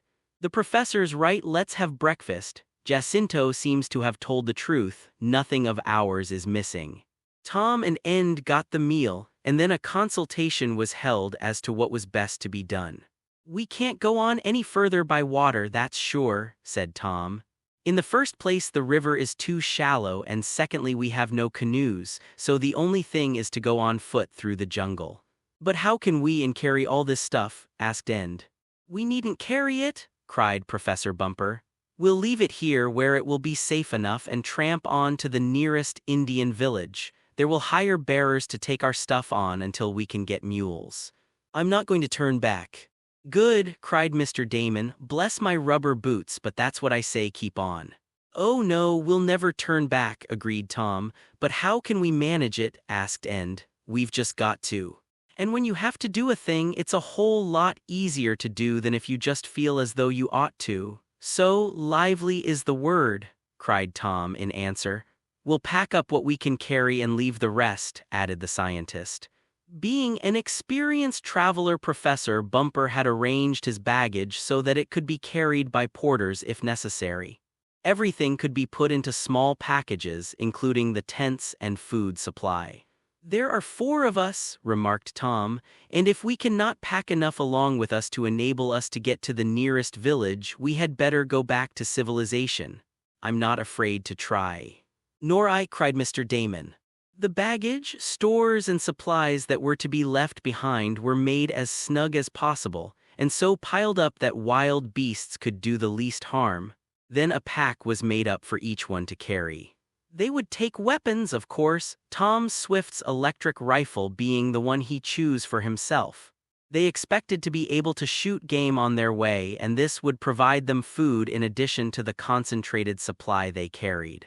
Small tents in sections were carried, there being 2, one for Tom and End and one for Mr. Damon and the professor. As far as could be learned from a casual inspection, Jacinto and his deserting Indians had taken back with them only a small quantity of food. They were traveling light and downstream and could reach the town much more quickly than they had come away from it. That Beecher certainly was slick, commented Professor Bumper when they were ready to start. He must have known about what time I would arrive, and he had Jacinto waiting for us. I thought it was too good to be true to get an experienced guide like him so easily. But it was all planned, and I was so engrossed in thinking of the ancient treasures I hoped to find that I never thought of a possible trick. Well, let's start? And he led the way into the jungle, carrying his heavy pack as lightly as did Tom. Professor Bumper had a general idea in which direction lay a number of native villages, and it was determined to head for them, blazing a path through the wilderness so that the Indians could follow it back to the goods left behind. It was with rather heavy hearts that the party set off, but Tom's spirits could not long stay clouded, and the scientist was so good-natured about the affair and seemed so eager to do the utmost to render Beecher's trick void, that the others fell into a lighter mood and went on more cheerfully, though the way was rough and the packs heavy. They stopped at noon under a bower they made of palms and, spreading the nets over them, got a little rest after a lunch. Then, when the sun was less hot, they started off again. Forward is the word, cried End cheerfully. Forward! They had not gone more than an hour on the second stage of their tramp when Tom, who was in the lead, following the direction laid out by the compass, suddenly stopped and reached around for his electric rifle which he was carrying at his back. What is it? Asked End in a whisper. I don't know, but it's some big animal there in the bushes, was Tom's low-voiced answer. I'm ready for it. The rustling increased, and a form could be seen indistinctly. Tom aimed the deadly gun and stood ready to pull the trigger. End, who had a side view into the underbrush, gave a sudden cry. Don't shoot, Tom, he yelled. It's a man. A new guide. In spite of Ned Newton's cry, Tom's finger pressed the switch trigger of the electric rifle, for previous experience had taught him that it was sometimes the best thing to awe the natives in out-of-the-way corners of the earth. But the young inventor quickly elevated the muzzle, and the deadly missile went hissing through the air over the head of a native Indian who, at that moment, stepped from the bush. The man, startled and alarmed, shrank back and was about to run into the jungle whence he had emerged. Small wonder if he had, considering the reception he so unwittingly met with. But Tom, aware of the necessity for making inquiries of one who knew that part of the jungle, quickly called to him. "Hold on," he shouted. "Wait a minute. I didn't mean that. I thought at first you were a tapir or a tiger. No harm intended." "I say, Professor," Tom called back to the savant, "you'd better speak to him in his lingo. I can't manage it. He may be useful in guiding us to that Indian village Jacinto told us of." This Professor Bumper did, being able to make himself understood in the queer part Spanish dialect used by the native Hondurans, though he could not, of course, speak it as fluently as had Jacinto. Professor Bumper had made only a few remarks to the man who had so unexpectedly appeared out of the jungle when the scientist gave an exclamation of surprise at some of the answers made. "Bless my moving picture!" cried Mr. Damon. "What's the matter now? Is anything wrong? Does he refuse to help us?" "No, it isn't that," was the answer. "In fact, he came here to help us. Tom, this is the brother of the Indian who fell overboard and who was eaten by the alligators. He says you were very kind to try to save his brother with your rifle, and for that reason he has come back to help us." "Come back?" queried Tom. "Yes, he went off with the rest of the Indians when Jacinto deserted us, but he could not stand being a traitor after you had tried to save his brother's life. These Indians are queer people. They don't show much emotion, but they have deep feelings. This one says he will devote himself to your service from now on. I believe we can count on him. He is deeply grateful to you, Tom." "I'm glad of that for all our sakes, but what does he say about Jacinto?" The professor asked some more questions, receiving answers, and then translated them. "This Indian, whose name is Tolpec, says Jacinto is a fraud," exclaimed Professor Bumper. "He made all the Indians leave us in the night, though many of them were willing to stay and fill the contract they had made. But Jacinto would not let them, making them desert. Tolpec went away with the others, but because of what Tom had done, he planned to come back at the first chance and be our guide. Accordingly, he jumped ashore from one of the canoes and made his way to our camp. He got there, found it deserted, and followed us, coming up just now." "Well, I'm glad I didn't fright him off with my gun," remarked Tom grimly. "So he agrees with us that Jacinto is a scoundrel, does he? I guess he might as well classify Professor Beecher in the same way." "I am not quite so sure of that," said Professor Bumper slowly. "I cannot believe Beecher would play such a trick as this, though some overzealous friend of his might."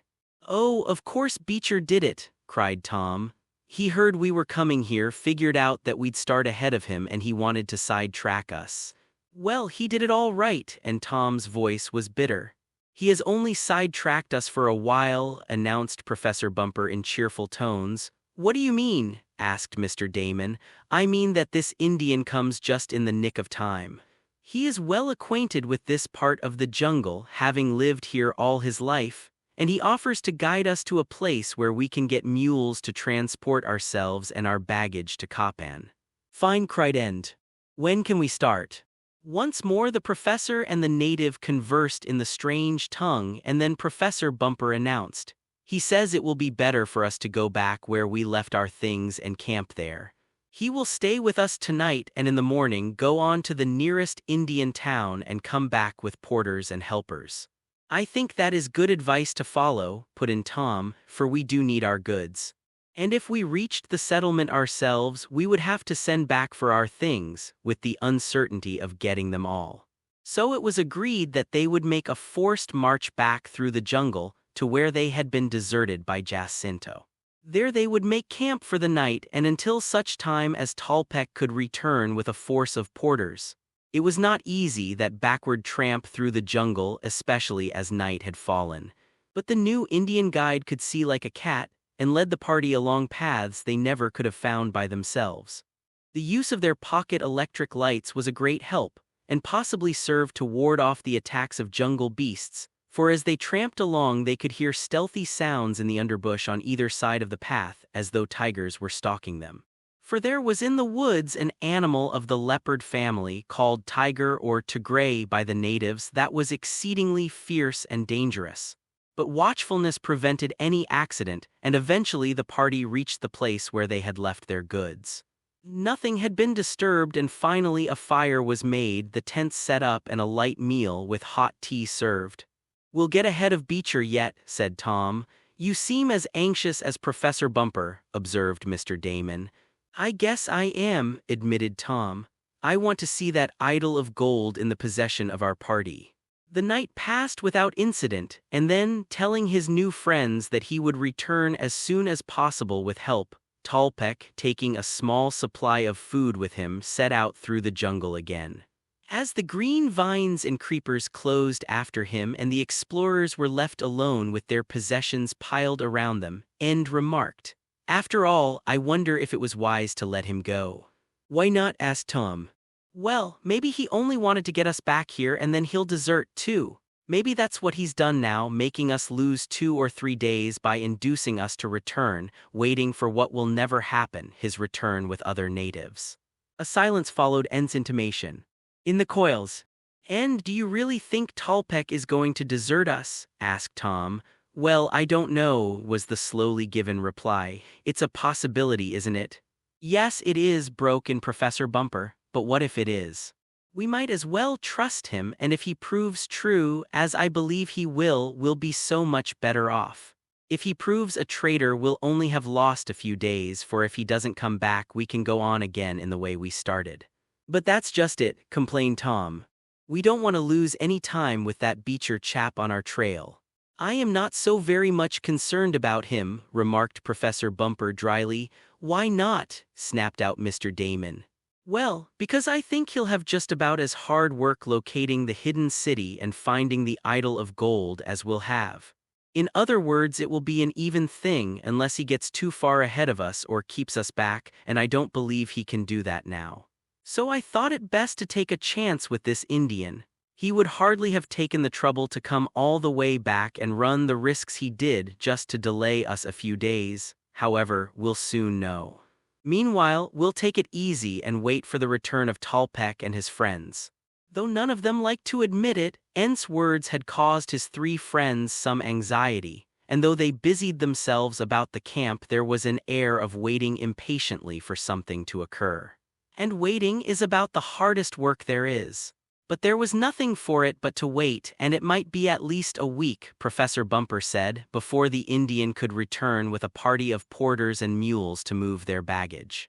"Yes, Tolpec has not only to locate the settlement," Tom admitted, "but he must persuade the natives to come back with him. He may have trouble in that, especially if it is known that he has left Jacinto, who, I imagine, is a power among the tribes here." But there were only 2 things left to do: wait and hope. The travelers did both. 4 days passed and there was no sign of Tolpec. Eagerly and not a little anxiously, they watched the jungle path along which he had disappeared.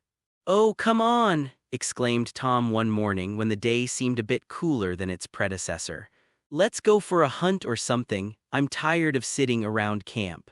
"Bless my watch hands, so am I," cried Mr. Damon. "Let's all go for a trip, it will do us good." "And perhaps I can get some specimens of interest," added Professor Bumper, who, in addition to being an archaeologist, was something of a naturalist. Accordingly, having made everything snug in camp, the party, Tom and End equipped with electric rifles, and the professor with a butterfly net and specimen boxes, set forth. Mr. Damon said he would carry a stout club as his weapon. The jungle, as usual, was teeming with life, but as End and Tom did not wish to kill wantonly, they refrained from shooting until later in the day. For once it was dead, game did not keep well in that hot climate and needed to be cooked almost immediately. "We'll try some shots on our back trip," said the young inventor. Professor Bumper found plenty of his own particular kind of game which he caught in the net, transferring the specimens to the boxes he carried.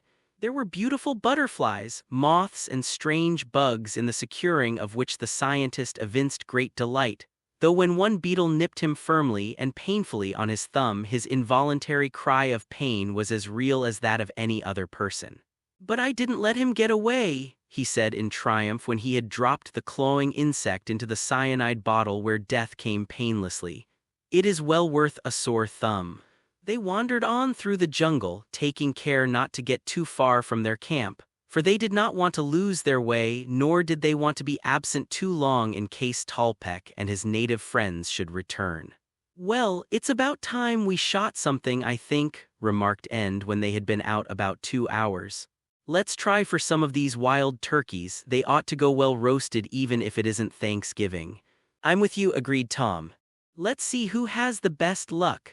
But tone down the charge in your rifle and use a smaller projectile, or you'll have nothing but a bunch of feathers to show for your shot. The guns are loaded for deer." The change was made, and once more the two young men started off, a little ahead of Professor Bumper and Mr. Damon. Tom and End had not gone far, however, before they heard a strange cry from Mr. Damon. "Tom, End," shouted the eccentric man, "here's a monster after me, come quick." "A tiger?" ejaculated Tom as he began once more to change the charge in his rifle to a larger one, running back meanwhile in the direction of the sound of the voice. There were really no tigers in Honduras, the jaguar being called a tiger by the natives while the cougar is called a lion. The presence of these animals, often dangerous to man, had been indicated around camp, and it was possible that one had been bold enough to attack Mr. Damon, not through hunger but because of being cornered. "Come on, End," cried Tom, "he's in some sort of trouble." But when, a moment later, the young inventor burst through a fringe of bushes and saw Mr. Damon standing in a little clearing with upraised club, Tom could not repress a laugh. "Kill it, Tom, kill it," begged the eccentric man. "Bless my insurance policy, but it's a terrible beast." And so it was at first glance, for it was a giant iguana, one of the most repulsive-looking of the lizards. Not unlike an alligator in shape, with spikes on its head and tail, with a warty, squatty, ridge-encrusted body, a big pouch beneath its chin, and long-toed claws, it was enough to strike terror into the heart of almost anyone. Even the smaller ones looked dangerous, and this one, which was about 5 feet long, looked capable of attacking a man and injuring him. As a matter of fact, the iguanas are harmless, their shape and coloring being designed to protect them. "Don't be afraid, Mr. Damon," called Tom, still laughing. "It won't hurt you." "I'm not so positive of that, it won't let me pass." "Just take your club and poke it out of the way," the young inventor advised. "It's only waiting to be shoved." "Then you do it, Tom. Bless my looking glass, but I don't want to go near it. If my wife could see me now, she'd say it served me just right."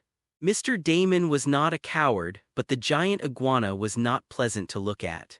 Tom, with the butt of his rifle, gave it a gentle shove, whereupon the creature scurried off through the brush as though glad to make its escape unscathed. "I thought it was a new kind of alligator," said Mr. Damon with a sigh of relief. "Where is it?" asked Professor Bumper, coming up at this juncture. "A new species of alligator, let me see it." "It's too horrible," said Mr. Damon. "I never want to see one again." It was worse than a vampire bat. Notwithstanding this, when he heard that it was one of the largest-sized iguanas ever seen, the professor started through the jungle after it. "We can't take it with us if we get it," Tom called after his friend. "We might take the skin," answered the professor. "I have a standing order for such things from one of the museums I represent. I'd like to get it. Then they are often eaten. We can have a change of diet, you see." "We'd better follow him," said Tom to End. "We'll have to let the turkeys go for a while, he may get into trouble." "Come on." Off they started through the jungle, trailing after the impetuous professor who was intent on capturing the iguana. The giant lizard's progress could be traced by the disturbance of the leaves and underbrush, and the professor was following as closely as possible. So fast did he go that End, Tom and Mr. Damon, following, lost sight of him several times, and Tom finally called, "Wait a minute. We'll all be lost if you keep this up." "I'll have him in another minute," answered the professor. "I can almost reach him now, then, oh." His voice ended in a scream that seemed to be one of terror. So sudden was the change that Tom and End, who were together ahead of Mr. Damon, looked at one another in fear. "What has happened?" whispered End, pausing. "Don't stop to ask, come on," shouted Tom. At that instant again came the voice of the savant. "Tom, End," he gasped rather than cried. "I'm caught in the coils. Quick, quick, if you would save me." "In the coils," repeated End. What does he mean, can the giant iguana? Tom Swift did not stop to answer. With his electric rifle in readiness, he leaped forward through the jungle. A meeting in the jungle. Before Tom and End reached the place whence Professor Bumper had called, they heard strange noises, other than the imploring voice of their friend. It seemed as though some great body was thrashing about in the jungle, lashing the trees, bushes, and leaves about, and when the two young men, followed by Mr. Damon, reached the scene they saw that, in a measure, this really accounted for what they heard. Something like a great whip was beating about close to two trees that grew near together. And then, when the storm of twigs, leaves, and dirt caused by the leaping, thrashing thing ceased for a moment, the onlookers saw something that filled them with terror. Between the two trees, and seemingly bound to them by a great coiled rope, spotted and banded, was the body of Professor Bumper. His arms were pinioned to his sides, and there was horror and terror on his face that looked imploringly at the youths from above the topmost coil of those encircling him. "What is it?" cried Mr. Damon as he ran pantingly up. "What has caught him? Is it the giant iguana?" "It's a snake, a great boa," gasped Tom. "It has him in its coils, but it is wound around the trees, too. That alone prevents it from crushing the professor to death. And be ready with your rifle, put in the heaviest charge, and watch your chance to fire." The great, ugly head of the boa reared itself up from the coils which it had, with the quickness of thought, thrown about the man between the two trees. This species of snake is not poisonous and kills its prey by crushing it to death, making it into a pulpy mass with scarcely a bone left unbroken, after which it swallows its meal. The crushing power of one of these boas, some of which reach a length of 30 feet with a body as large around as that of a full-grown man, is enormous. "I'm going to fire!" suddenly cried Tom. He had seen his chance and he took it. There was the faint report, the crack of the electric rifle, and the folds of the serpent seemed to relax. "I see a good chance now," added End, who had taken the small charge from his weapon, replacing it with a heavier one. His rifle was also discharged in the direction of the snake, and Tom saw that the hit was a good one, right through the ugly head of the reptile. "One other will be enough to make him loosen his coils," cried Tom as he fired again, and such was the killing power of the electric bullets that the snake, though an immense one, and one that, short of decapitation, could have received many injuries without losing power, seemed to shrivel up. Its folds relaxed, and the coils of the great body fell in a heap at the roots of the two trees, between which the scientist had been standing. Professor Bumper seemed to fall backward as the grip of the serpent relaxed, but Tom, dropping his rifle and calling to End to keep an eye on the snake, leaped forward and caught his friend. "Are you hurt?" asked Tom, carrying the limp form over to a grassy place. There was no answer. The savant's eyes were closed and he breathed but faintly. Ned Newton fired 2 more electric bullets into the still writhing body of the boa. "I guess he's all in," he called to Tom. "Bless my horseradish, and so our friend seems to be," commented Mr. Damon. "Have you anything with which to revive him, Tom?" "Yes, some ammonia. See if you can find a little water." "I have some in my flask." Tom mixed a dose of the spirits which he carried with him, and this, forced between the pallid lips of the scientist, revived him. "What happened?" he asked faintly as he opened his eyes. "Oh yes, I remember," he added slowly, "the boa." "Don't try to talk," urged Tom. "You're all right, the snake is dead or dying." "Are you much hurt?" Professor Bumper appeared to be considering. He moved first one limb, then another. He seemed to have the power over all his muscles. "I see how it happened," he said as he sat up after taking a little more of the ammonia. "I was following the iguana, and when the big lizard came to a stop in a little hollow place in the ground at the foot of those two trees, I leaned over to slip a noose of rope about its neck. Then I felt myself caught, as if in the hands of a giant, and bound fast between the two trees.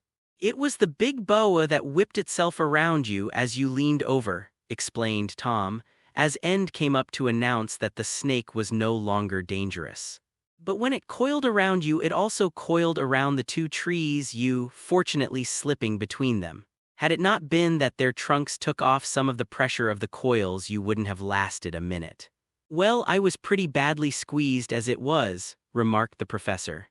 "I hardly had breath enough left to call to you. I tried to fight off the serpent, but it was of no use." "I should say not," cried Mr. Damon. "Bless my circus ring, one might as well try to combat an elephant. But my dear professor, are you all right now?" "I think so, yes, though I shall be lame and stiff for a few days, I fear. I can hardly walk."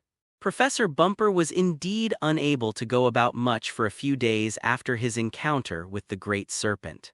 He stretched out in a hammock under trees in the camp clearing, and with his friends waited for the possible return of Tallpeck and the porters. End and Tom made one or two short hunting trips, and on these occasions they kept a lookout in the direction the Indian had taken when he went away. "For he's sure to come back that way if he comes at all," declared End, "which I am beginning to doubt." "Well, he may not come," agreed Tom, who was beginning to lose some of his first hope. "But he won't necessarily come from the same direction he took. He may have had to go in an entirely different way to get help. We'll hope for the best." A week passed. Professor Bumper was able to be about, and Tom and End noticed that there was an anxious look on his face. Was he, too, beginning to despair? "Well, this isn't hunting for golden idols very fast," said Mr. Damon the morning of the 8th day after their desertion by the faithless Jacinto. "What do you say, Professor Bumper? Ought we not to start off on our own account?" "We had better if Tallpeck does not return today," was the answer. They had eaten breakfast, had put their camp in order, and were about to have a consultation on what was best to do, when Tom suddenly called to End, who was whistling. "Hark!"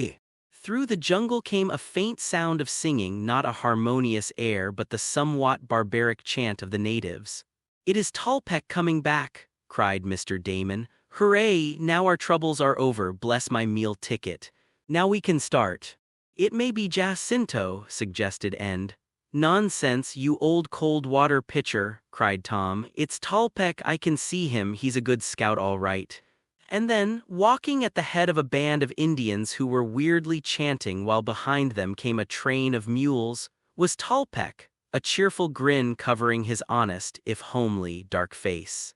"Me come back?" he exclaimed in guttural English, using about half of his foreign vocabulary. "I see you did," answered Professor Bumper in the man's own tongue. "Glad to see you. Is everything all right?" "All right," was the answer. "These Indians will take you where you want to go, and will not leave you as Jacinto did." "We'll start in the morning," exclaimed the savant, his own cheerful self again, now that there was a prospect of going further into the interior. "Tell the men to get something to eat, Tallpeck. There is plenty for all." "Good," grunted the new guide, and soon the hungry Indians who had come far were satisfying their hunger. As they ate, Tallpeck explained to Professor Bumper, who repeated it to the youths and Mr. Damon, that it had been necessary to go farther than he had intended to get the porters and mules. But the Indians were a friendly tribe of which he was a member and could be depended on. There was a feast and a sort of celebration in camp that night. Tom and End shot 2 deer, and these formed the main part of the feast, and the Indians made merry about the fire until nearly midnight. They did not seem to mind in the least the swarms of mosquitoes and other bugs that flew about, attracted by the light. As for Tom Swift and his friends, their nets protected them. An early start was made the following morning. Such packages of goods and supplies as could not well be carried by the Indians in their head straps were loaded on the backs of the pack mules. Tallpeck explained that on reaching the Indian village where he had secured the porters, they could get some ox carts, which would be a convenience in traveling into the interior toward the Copan Valley. The march onward for the next 2 days was tiresome, but the Indians Tallpeck had secured were as faithful and efficient as he had described them, and good progress was made. There were a few accidents. One native fell into a swiftly running stream as they were fording it and lost a box containing some much-needed things. But as the man's life was saved, Professor Bumper said it made up for the other loss. Another accident did not end so auspiciously. One of the bearers was bitten by a poisonous snake, and though prompt measures were taken, the poison spread so rapidly that the man died. In due season, the Indian village was reached, where, after a day spent in holding funeral services over the dead bearer, preparations were made for proceeding farther. This time, some of the bearers were left behind and ox carts were substituted for them, as it was possible to carry more goods this way. "And now we're really off for Copan," exclaimed Professor Bumper one morning when the cavalcade, led by Tallpeck in the capacity of head guide, started off. "I hope we have no more delays." "I hope not either," agreed Tom. "That Beecher may be there ahead of us." Weary marches fell to their portion. There were mountains to climb, streams to ford or swim, sending the carts over on rudely made rafts. There were storms to endure and the eternal heat to fight. But finally the party emerged from the lowlands of the coast and went up in among the hills where, though the going was harder, the climate was better. It was not so hot and moist. Not wishing to attract attention in Copan itself, Professor Bumper and his party made a detour. And finally, after much consultation with Tom over the ancient maps, the scientist announced that he thought they were in the vicinity of the buried city.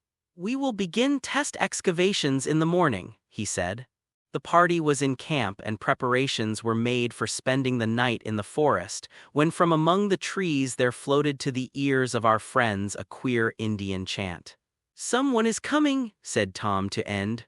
Almost as he spoke there filed into the clearing where the camp had been set up a cavalcade of white men followed by Indians. And at the sight of one of the white men Tom Swift uttered a cry. "Professor Beecher," gasped the young inventor, "the lost map." The on-marching company of white men with their Indian attendants came to a halt on the edge of the clearing as they caught sight of the tents already set up there. The barbaric chant of the native bearers ceased abruptly, and there was a look of surprise shown on the face of Professor Fenimore Beecher. For Professor Beecher it was, in the lead of the rival expedition. "Bless my shoelaces!" exclaimed Mr. Damon. "Is it really Beecher?" asked End, though he knew as well as Tom that it was the young archaeologist. "It certainly is," declared Tom. "And he has nerve to follow us so closely." "Maybe he thinks we have nerve to get here ahead of him," suggested End, smiling grimly. "Probably," agreed Tom with a short laugh. "Well, it evidently surprises him to find us here at all, after the mean trick he played on us to get Jacinto to lead us into the jungle and desert us." "That's right," assented End. "Well, what's the next move?" There seemed to be some doubt about this on the part of both expeditions. At the sight of Professor Beecher, Professor Bumper, who had come out of his tent, hurriedly turned to Tom and asked him what he thought it best to do. "Do?" exclaimed the eccentric Mr. Damon, not giving Tom time to reply.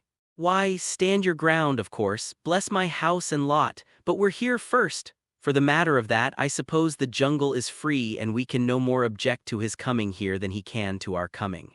First come, first served, I suppose, is the law of the forest."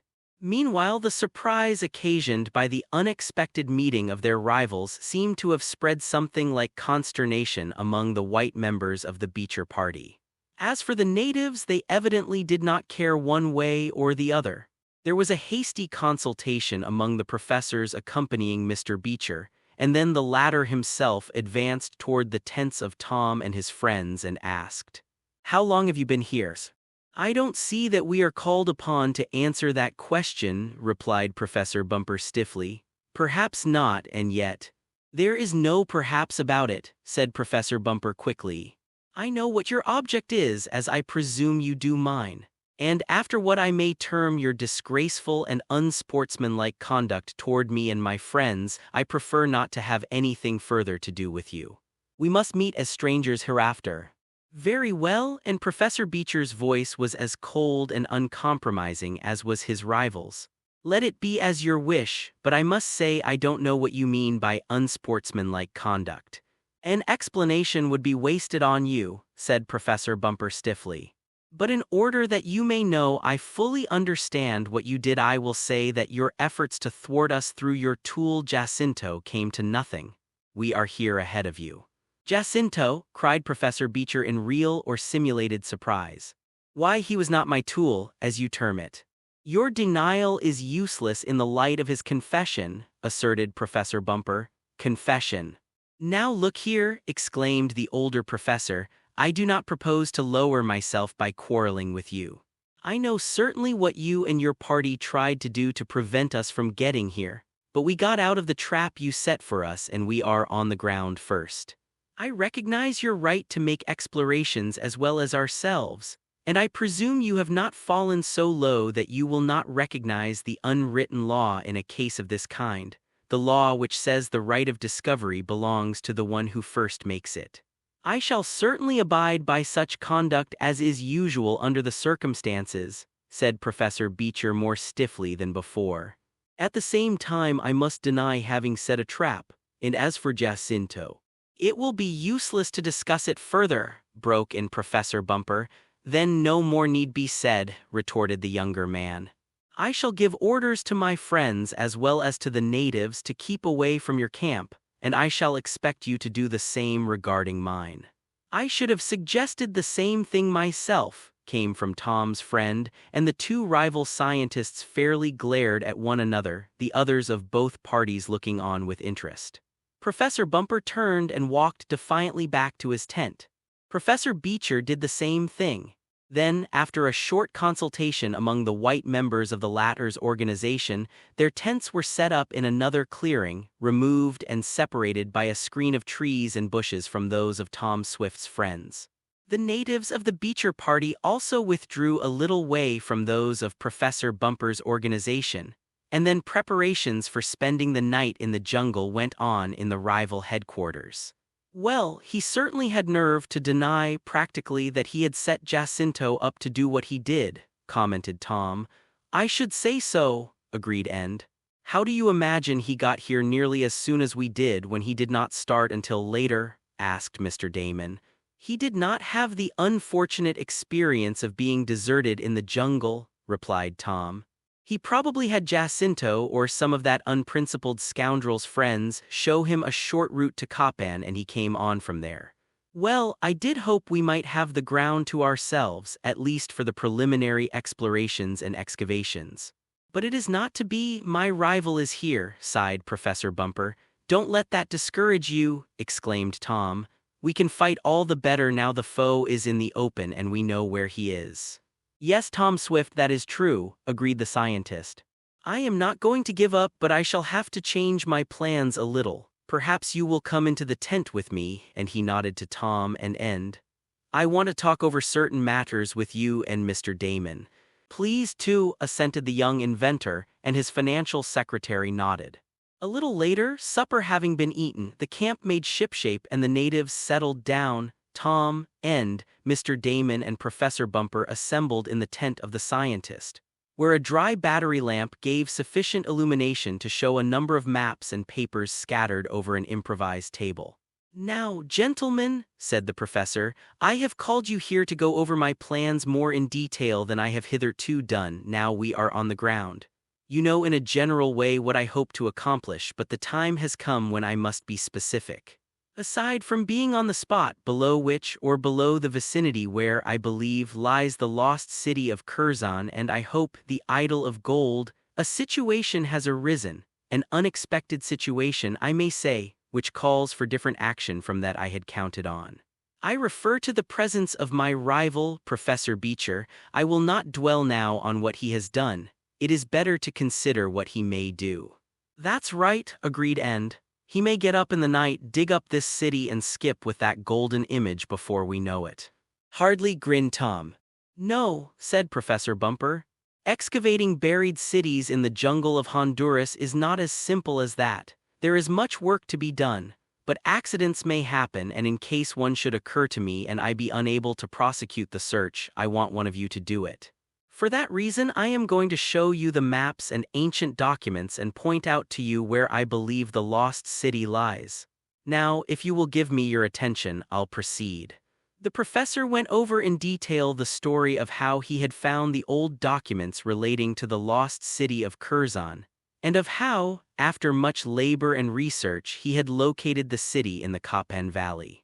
The great idol of gold was one of the chief possessions of Curzon, and it was often referred to in the old papers, copies and translations of which the professor had with him. But this is the most valuable of all, he said, as he opened an oiled silk packet. And before I show it to you, suppose you two young men take a look outside the tent. What for? Asked Mr. Damon. To make sure that no emissaries from the Beecher crowd are sneaking around to overhear what we say, was the somewhat bitter answer of the scientist. I do not trust him in spite of his attempted denial. Tom and End took a quick but thorough observation outside the tent. The blackness of the jungle night was in strange contrast to the light they had just left. "Doesn't seem to be anyone around here," remarked End after waiting a minute or two. "No, all's quiet along the Potomac. Those Beecher natives are having some sort of a song fest, though." In the distance and from the direction of their rival's camp came the weird chant. "Well, as long as they stay there we'll be all right," said Tom. "Come on in. I'm anxious to hear what the professor has to say." "Everything's quiet," reported End. "Then give me your attention," begged the scientist. Carefully, as though about to exhibit some precious jewel, he loosened the oiled silk wrappings and showed a large map on thin but tough paper. "This is drawn from the old charts," the professor explained. "I worked on it many months and it is the only copy in the world. If it were to be destroyed, I should have to go all the way back to New York to make another copy. I have the original there in a safe deposit vault." "Wouldn't it have been wise to make 2 copies?" asked Tom. "It would have only increased the risk. With 1 copy and that constantly in my possession, I can be sure of my ground. Otherwise not. That is why I am so careful of this.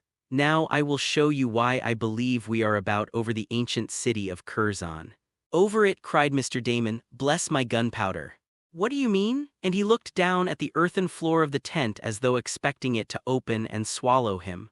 "I mean that the city, like many others of Central and South America, is buried below the refuse of centuries," went on the professor. "Very soon, if we are fortunate, we shall be looking on the civilization of hundreds of years ago. How long no one knows.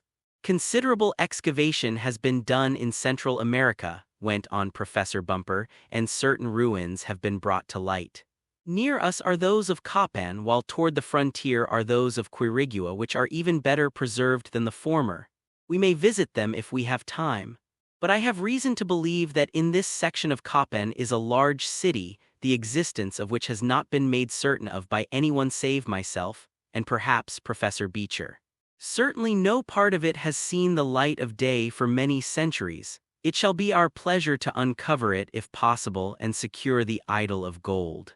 "How long ago do you think the city was buried?" asked Tom. "It would be hard to say. From the carvings and hieroglyphics I have studied it would seem that the Mayan civilization lasted about 500 years and that it began perhaps in the year AD. 500. "That would mean," said Mr. Damon, "that the ancient cities were in ruins, buried perhaps long before Columbus discovered the New World." "Yes," assented the professor. "Probably Curzon, which we now seek, was buried deep for nearly 500 years before Columbus landed at San Salvador. The specimens of writing and architecture heretofore disclosed indicate that. But as a matter of fact, it is very hard to decipher the Mayan pictographs. So far, little but the ability to read their calendars and numerical system is possessed by us, though we are gradually making headway. Now this is the map of the district, and by the markings you can see where I hope to find what I seek. We shall begin digging here," and he made a small mark with a pencil on the map. "Of course," the professor explained, "I may be wrong, and it will take some time to discover the error if we make one. When a city is buried 30 or 40 feet deep beneath earth and great trees have grown over it, it is not easy to dig down to it." "How do you ever expect to find it?" asked End. "Well, we will sink shafts here and there. If we find carved stones, the remains of ancient pottery and weapons, parts of buildings or building stones, we shall know we are on the right track," was the answer. "And now that I have shown you the map and explained how valuable it is, I will put it away again. We shall begin our excavations in the morning." "At what point?" asked Tom. "At a point I shall indicate after a further consultation of the map. I must see the configuration of the country by daylight to decide. And now let's get some rest. We have had a hard day." The 2 tents housing the 4 white members of the bumper party were close together, and it was decided that the night would be divided into 4 watches to guard against possible treachery on the part of the Beecher crowd. "It seems an unkind precaution to take against a fellow scientist," said Professor Bumper, "but I cannot afford to take chances after what has occurred." The others agreed with him, and though standing guard was not pleasant, it was done. However, the night passed without incident, and then came morning and the excitement of getting breakfast, over which the Indians made merry. They did not like the cold and darkness and always welcomed the sun, no matter how hot. "And now," cried Tom when the meal was over, "let us begin the work that has brought us here." "Yes," agreed Professor Bumper, "I will consult the map and start the diggers where I think the city lies far below the surface. Now, gentlemen, if you will give me your attention." He was seeking through his outer coat pockets after an ineffectual search in the inner one. A strange look came over his face. "What's the matter?" asked Tom. The map," gasped the professor. "The map I was showing you last night, the map that tells where we are to dig for the idol of gold, it's gone." "The map gone?" gasped Mr. Damon. I'm afraid so," faltered the professor. "I put it away carefully, but now." He ceased speaking to make a further search in all his pockets. "Maybe you left it in another coat," suggested End. "Or maybe some of the Beecher crowd took it," snapped Tom. "El Tigre." The four men gazed at one another. Consternation showed on the face of Professor Bumper and was reflected more or less on the countenances of his companions. "Are you sure the map is gone?" asked Tom. "I know how easy it is to mislay anything in a camp of this sort. I couldn't at first find my safety razor this morning, and when I did locate it, the hoe was in one of my shoes. I'm sure a rat or some jungle animal must have dragged it there. Now maybe they took your map, Professor. That oiled silk in which it was wrapped might have appealed to the taste of a rat or a snake." "It is no joking matter," said Professor Bumper. "But I know you appreciate the seriousness of it as much as I do, Tom. But I had the map in the pocket of this coat and now it is gone." "When did you put it there?" asked End. "This morning, just before I came to breakfast." "Oh, then you have had it since last night?" Tom ejaculated.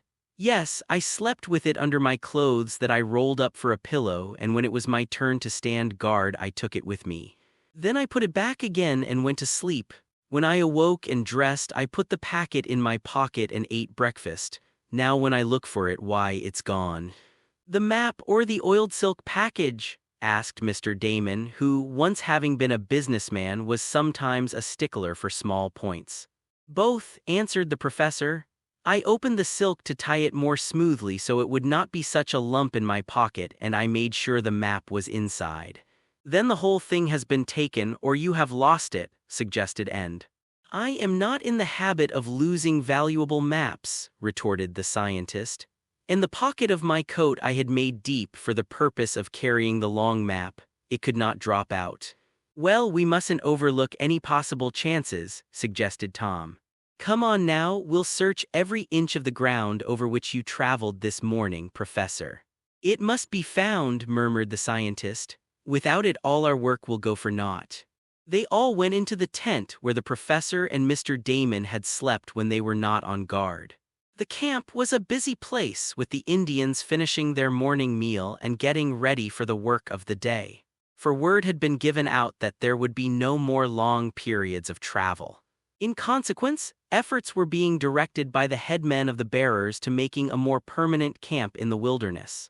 Shelters of palm-thatched huts were being built, a site for cooking fires made, and at the direction of Mr. Damon, to whom this part was entrusted, some sanitary regulations were insisted on. Leaving this busy scene, the four, with solemn faces, proceeded to the tent where it was hoped the map would be found.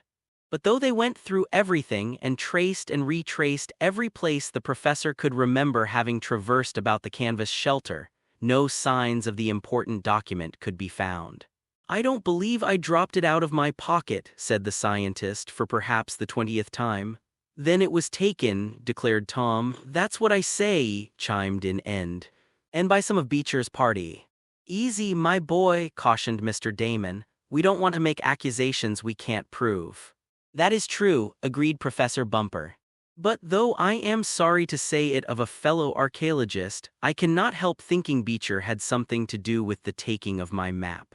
"But how could any of them get it?" asked Mr. Damon. "You say you had the map this morning, and certainly none of them has been in our camp since dawn. though of course it is possible that some of them sneaked in during the night. It does seem a mystery how it could have been taken in open daylight while we were about camp together, said Tom. But is the loss such a grave one, Professor Bumper? Very grave. In fact, I may say it is impossible to proceed with the excavating without the map. Then what are we to do? Asked End. We must get it back, declared Tom. Yes, agreed the scientist. We cannot work without it. As soon as I make a little further search to make sure it could not have dropped in some out-of-the-way place, I shall go over to Professor Beecher's camp and demand that he give me back my property. Suppose he says he hasn't taken it, asked Tom. Well, I'm sure he either took it personally or one of his party did, and yet I can't understand how they could have come here without our seeing them, and the professor shook his head in puzzled despair. A more detailed search did not reveal the missing map, and Mr. Damon and his friend the scientist were on the point of departing for the camp of their rivals less than a mile away, when Tom had what really amounted to an inspiration. Look here, Professor, he cried. Can you remember any of the details of your map, say, for instance, where we ought to begin excavating to get at the wonders of the underground city? Well, Tom, I did intend to compare my map with the configuration of the country about here. There is a certain mountain which serves as a landmark and a guide for a starting point. I think that is it over there, and the scientist pointed to a distant snow-capped peak. The party had left the low and marshy land of the true jungle and were among the foothills, though all about them was dense forest and underbush, which, in reality, was as much a jungle as the lower plains but was less wet. The point where I believe we should start to dig, said the professor, is near the spot where the top of the mountain casts a shadow when the sun is 1 hour high.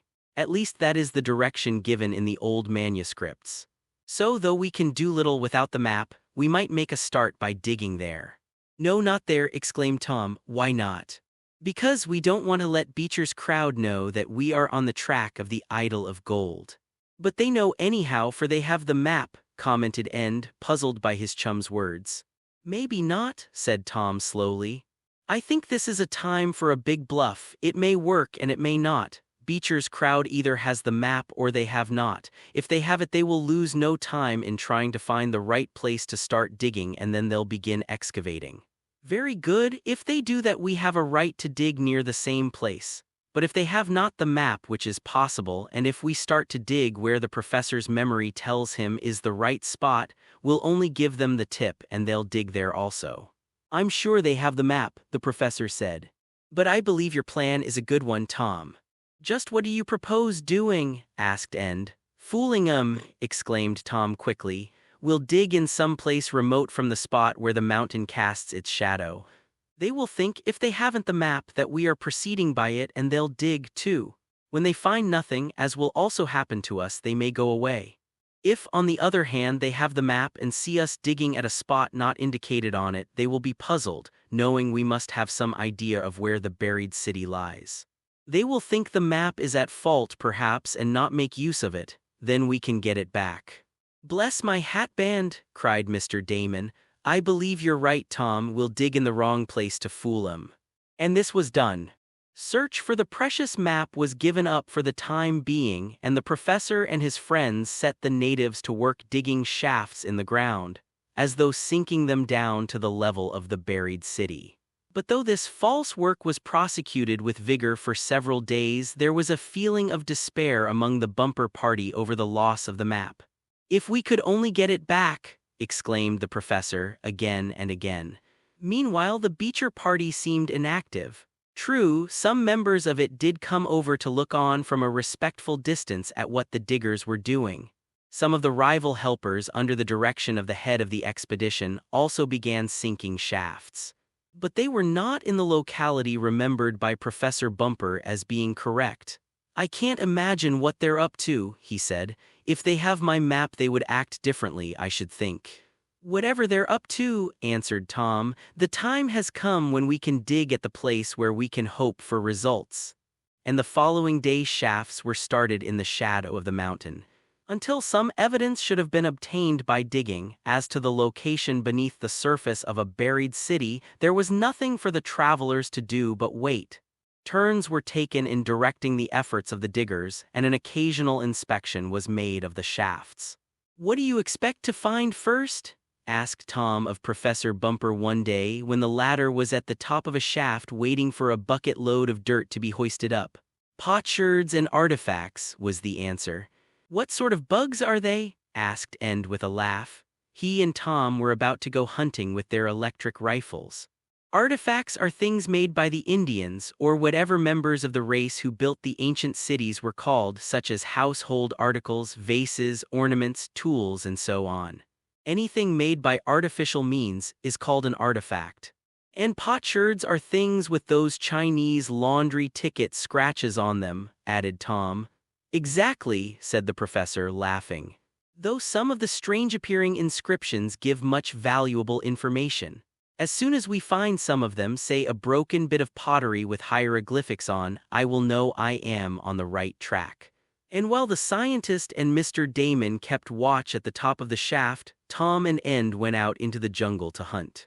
They had killed some game and were stalking a fine big deer which would provide a feast for the natives, when suddenly the silence of the lonely forest was broken by a piercing scream, followed by an agonized cry of "El Tigre!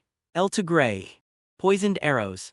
"Did you hear that, Tom?" asked End in a hoarse whisper. "Surely," was the cautious answer. "Keep still and I'll try for a shot." "Better be quick," advised End in a tense voice. "The chap who did that yelling seems to be in trouble." And as End's voice trailed off into a whisper, again came the cry, this time in frenzied pain. "El Tigre! El Tigre!" Then there was a jumble of words. "It's over this way," and this time End shouted, seeing no need for low voices since the other was so loud. Tom looked to where End had parted the bushes alongside a jungle path. Through the opening the young inventor saw, in a little glade, that which caused him to take a firmer grip on his electric rifle, and also a firmer grip on his nerves. Directly in front of him and End, and not more than 100 yards away, was a great tawny and spotted jaguar, the tigre or tiger of Central America. The beast, with lashing tail, stood over an Indian upon whom it seemed to have sprung from some lair, beating the unfortunate man to the ground. Nor had he fallen scatheless, for there was blood on the green leaves about him, and it was not the blood of the spotted beast. "Oh, Tom, can you, and End faltered. The young inventor understood the unspoken question. "I think I can make a shot of it without hitting the man," he answered, never turning his head. "It's a question, though, if the beast won't claw him in the death struggle. It won't last long, however, if the electric bullet goes to the right place, and I've got to take the chance."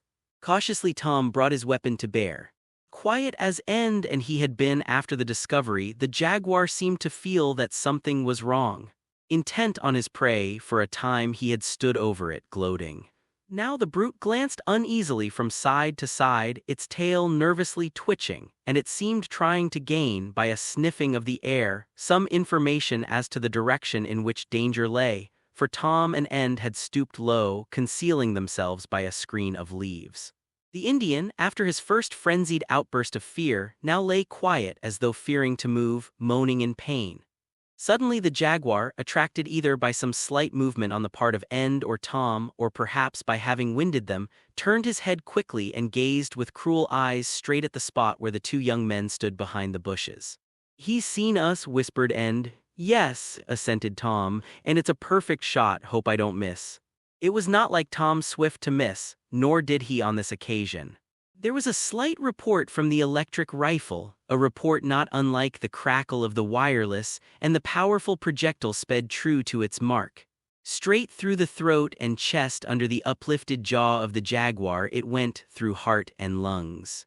Then with a great coughing, sighing snarl the beast reared up, gave a convulsive leap forward toward its newly discovered enemies and fell dead in a limp heap, just beyond the native over which it had been crouching before it delivered the death stroke, now never to fall. "You did it, Tom, you did it!" cried End, springing up from where he had been kneeling to give his chum a better chance to shoot.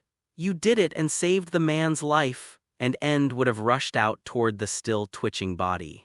"Just a minute," interposed Tom. "Those beasts sometimes have as many lives as a cat. I'll give it one more for luck." another electric projectile through the head of the jaguar produced no further effect than to move the body slightly, and this proved conclusively that there was no life left. It was safe to approach, which Tom and End did. Their first thought, after a glance at the jaguar, was for the Indian. It needed but a brief examination to show that he was not badly hurt. The jaguar had leaped on him from a low tree as he passed under it, as the boys learned afterward, and had crushed the man to earth by the weight of the spotted body more than by a stroke of the paw. The American jaguar is not so formidable a beast as the native name of tiger would cause one to suppose, though they are sufficiently dangerous, and this one had rather badly clawed the Indian. Fortunately, the scratches were on the fleshy parts of the arms and shoulders where, though painful, they were not necessarily serious. "But if you hadn't shot just when you did, Tom, it would have been all up with him," commented End. "Oh, well, I guess you'd have hit him if I hadn't," returned the young inventor, "but let's see what we can do for this chap." The man sat up wonderingly, hardly able to believe that he had been saved from the dreaded Tigray. His wounds were bleeding rather freely, and as Tom and End carried with them a first-aid kit, they now brought it into use. The wounds were bound up, the man was given water to drink, and then, as he was able to walk, Tom and End offered to help him wherever he wanted to go. "Blessed if I can tell whether he's one of our Indians or whether he belongs to the Beecher crowd," remarked Tom. "Senor Beecher?" said the Indian, adding in Spanish that he lived in the vicinity and had only lately been engaged by the young professor who hoped to discover the idol of gold before Tom's scientific friend could do so. Tom and End knew a little Spanish, and with that and simple but expressive signs on the part of the Indian, they learned his story. He had his palm-thatched hut not far from the Beecher camp in a small Indian village, and he, with others, had been hired on the arrival of the Beecher party to help with the excavations. These, for some reason, were delayed. "Delayed because they daren't use the map they stole from us," commented End. "Maybe," agreed Tom. The Indian, whose name it developed was Tal, as nearly as Tom and End could master it, had left camp to go to visit his wife and child in the jungle hut, intending to return to the Beecher camp at night. But as he passed through the forest, the jaguar had dropped on him, bearing him to earth. "But you saved my life, Senor," he said to Tom, dropping on one knee and trying to kiss Tom's hand, which our hero avoided. "And now my life is yours," added the Indian. "Well, you'd better get home with it and take care of it," said Tom. "I'll have Professor Bumper come over and dress your scratches in a better and more careful way. The bandages we put on are only temporary. My wife she make a poultice of leaves, they cure me," said the Indian. "I guess that will be the best way," observed End. "These natives can doctor themselves for some things better than we can." "Well, we'll take him home," suggested Tom. "He might keel over from loss of blood. Come on," he added to Tal, indicating his object. It was not far to the native's hut from the place where the jaguar had been killed, and there Tom and End underwent another demonstration of affection as soon as those of Tal's immediate family and the other natives understood what had happened. "I hate this business," complained Tom, after having been knelt to by the Indian's wife and child, who called him the preserver and other endearing titles of the same kind. "Come on, let's hike back." But Indian hospitality, especially after a life has been saved, is not so simple as all that. "My life, my house, all that I own is yours," said Tal in deep gratitude. "Take everything," and he waved his hand to indicate all the possessions in his humble hut. "Thanks," answered Tom, "but I guess you need all you have. That's a fine specimen of blow gun, though," he added, seeing one hanging on the wall. "I wouldn't mind having one like that. If you get well enough to make me one, Tal, and some arrows to go with it, I'd like it for a curiosity to hang in my room at home." "The Senor shall have a dozen," promised the Indian. "Look, End," went on Tom, pointing to the native weapon. "I never saw one just like this. They use small arrows or darts tipped with wild cotton instead of feathers." "These the arrows," explained Tal's wife, bringing a bundle from a corner of the one-room hut. As she held them out, her husband gave a cry of fear. Poisoned arrows," he exclaimed. "One scratch and the Senors are dead men. Put them away." In fear, the Indian wife prepared to obey. But as she did so, Tom Swift caught sight of the package and uttered a strange cry. "Thundering hoptoad's end!" he exclaimed. "The poisoned arrows are wrapped in the piece of oiled silk that was around the professor's missing map." An old legend. Fascinated, Tom and End gazed at the package the Indian woman held out to them. Undoubtedly, it was oiled silk on the outside, and through the almost transparent covering could be seen the small arrows or darts used in the blowgun. "Where did you get that?" asked Tom, pointing to the bundle and gazing sternly at Tal. "What is the matter, Senor?" asked the Indian in turn. "Is it that you are afraid of the poisoned arrows? Be assured they will not harm you unless you are scratched by them." Tom and End found it difficult to comprehend all the rapid Spanish spoken by their host, but they managed to understand some, and his eloquent gestures made up the rest. "We're not afraid," Tom said, noting that the oiled skin well covered the dangerous darts. "But where did you get that?" "I picked it up after another Indian had thrown it away. He got it in your camp, Senor. I will not lie to you." "I did not steal. Valdez went to your camp to steal. He is a bad Indian, and he brought back this wrapping. It contained something he thought was gold, but it was not, so he—" "Quick, yes, tell us," demanded Tom eagerly. "What did he do with the professor's map that was in the oiled silk? Where is it?" "Oh, Senors!" exclaimed the Indian woman, thinking perhaps her husband was about to be dealt harshly with when she heard Tom's excited voice. "Tal do no harm." "No, he did no harm," went on Tom in a reassuring tone. "But he can do a whole lot of good if he tells us what became of the map that was in this oiled silk. Where is it?" he asked again. "Valdez burn it up," answered Tal. "What burned the professor's map?" cried End. "If that was in this yellow cloth, yes," answered the injured man. "Valdez he is bad. He say to me he is going to your camp to see what he can take. How he got this I know not, but he come back one morning with the yellow package. I see him, but he make me promise not to tell, but you save my life, I tell you everything." Valdez opened the package.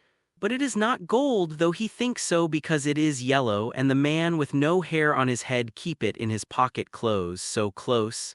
And Tal hugged himself to indicate what he meant. "That's Professor Bumper," explained End. "How did Valdez get the map out of the professor's coat?" asked Tom. "Valdez he very much smart. When man with no hair on his head take coat off for a minute to eat breakfast, Valdez take yellow thing out of pocket." "The Indian must have sneaked into camp when we were eating," said Tom. "Those from Beecher's party and our workers look all alike to us. We wouldn't know one from the other, and one of our rivals might slip in." "One evidently did, if this is really the piece of oiled silk that was around the professor's map," said End. "It certainly is the same," declared the young inventor. "See, there is his name," and he stretched out his hand to point. "Don't touch," cried Tal. "Poisoned arrows, snake poison, very deadlike and quick." "Don't worry, I won't touch," said Tom grimly. "But go on. You say Valdez sneaked into our camp, took the oiled silk package from the coat pocket of Professor Bumper and went back to his own camp with it, thinking it was gold." "Yes," answered Tal, though it is doubtful if he understood all that Tom said, as it was half Spanish and half English. But the Indian knew a little English too. "Valdez, when he find no gold, is very mad, only papers in the yellow silk papers with queer marks on. Valdez think it may be a charm to work evil, so he burn them up all up." "Burn that rare map," gasped Tom. "All in fire," went on Tal, indicating by his hands the play of flames. "Valdez throw away yellow silk, and I take for my arrows so rain not wash off poison. I give to you if you like with blowgun." "No, thank you," answered Tom in disappointed tones. "The oiled silk is of no use without the map, and that's gone. Hugh, but this is tough," he said to his chum. "As long as it was only stolen, there was a chance to get it back, but if it's burned, the jig is up." "It looks so," agreed End. "We'd better get back and tell the professor. He can't get along without the map. It's time he started a movement toward getting another. So it wasn't Beecher, after all, who got it." "Evidently not," assented Tom. "But I believe him capable of it." "You haven't much use for him," remarked End. "Huh," was all the answer given by his chum. "I am sorry, Senors," went on Tal, "but I could not stop Valdez and the burning of the papers." No, you could not help it, interrupted the young inventor. But it just happens that it brings bad luck to us. You see, Tal, the papers in this yellow covering told of an old buried city that the bald-headed professor, the man with no hair on his head, is very anxious to discover.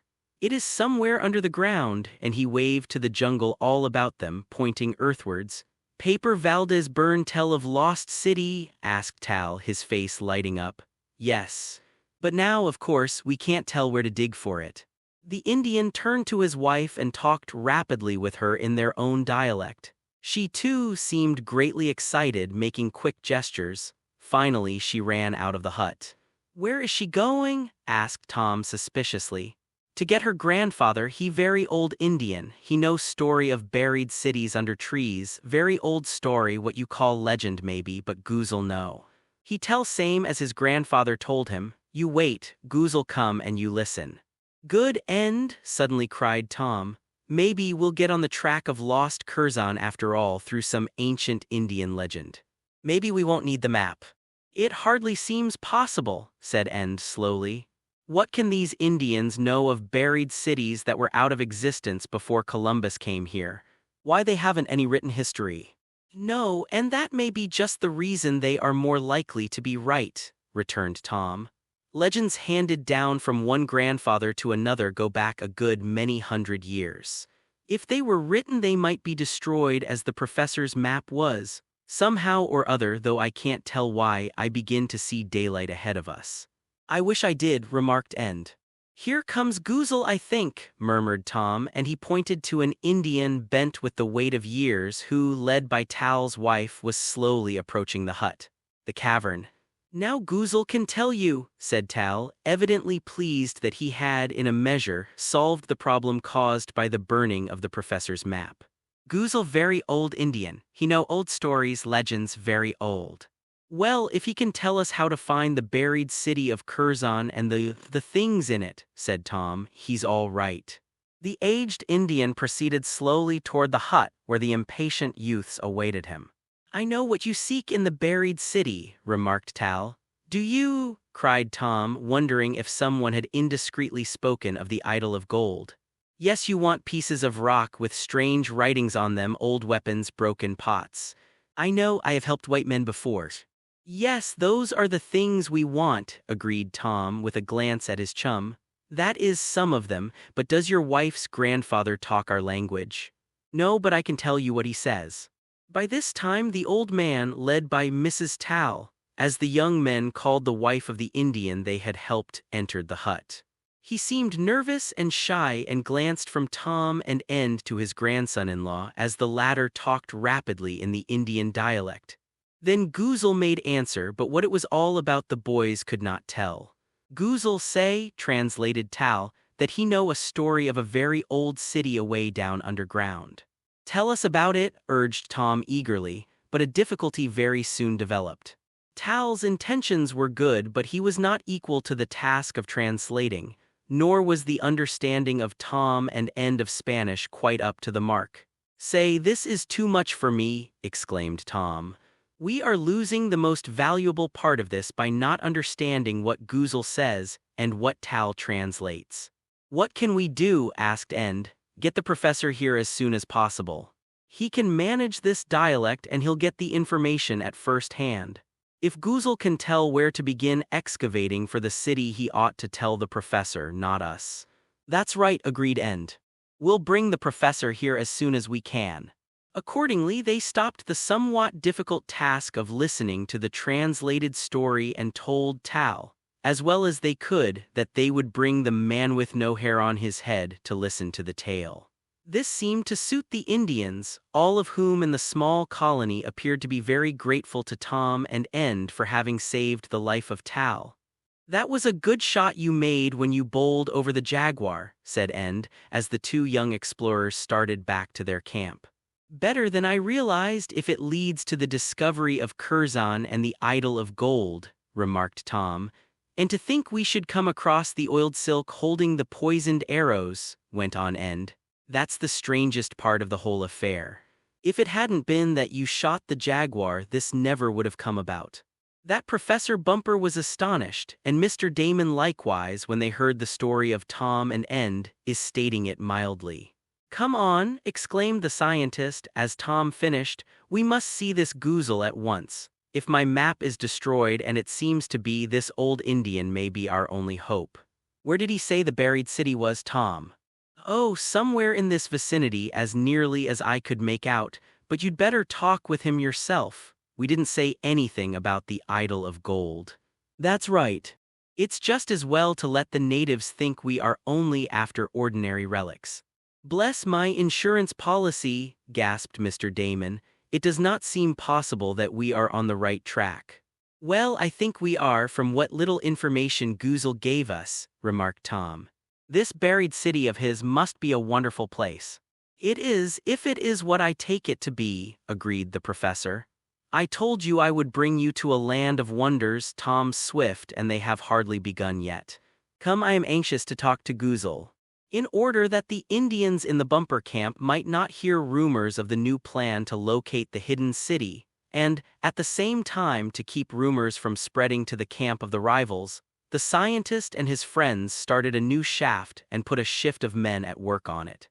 "We'll pretend we are on the right track and very busy," said Tom. "That will fool Beecher." "Are you glad to know he did not take your map, Professor Bumper?" asked Mr. Damon. "Well, yes. It is hard to believe such things of a fellow scientist." "If he didn't take it, he wanted to," said Tom. "And he has done, or will do, things as unsportsmanlike." "Oh, you are hardly fair, perhaps, Tom," commented End. Was all the answer he received. With the Indians in camp busy on the excavation work, and having ascertained that similar work was going on in the Beecher outfit, Professor Bumper, with Mr. Damon and the young men, set off to visit the Indian village and listen to Goozle's story. They passed the place where Tom had slain the jaguar, but nothing was left but the bones, the ants, vultures, and jungle animals having picked them clean in the night. On the arrival of Tom and his friends at the Indian's hut, Goozle told, in language which Professor Bumper could understand, the ancient legend of the buried city as he had had it from his grandfather. "But is that all you know about it, Goozle?" asked the savant. "No, learned one, it is true most of what I have told you was told to me by my father and his father's father. But I myself, with these eyes, have looked upon the lost city." "You have?" cried the professor, this time in English. "Where, when, take us to it, how do you get here?" "Through the cavern of the dead," was the answer when the questions were modified.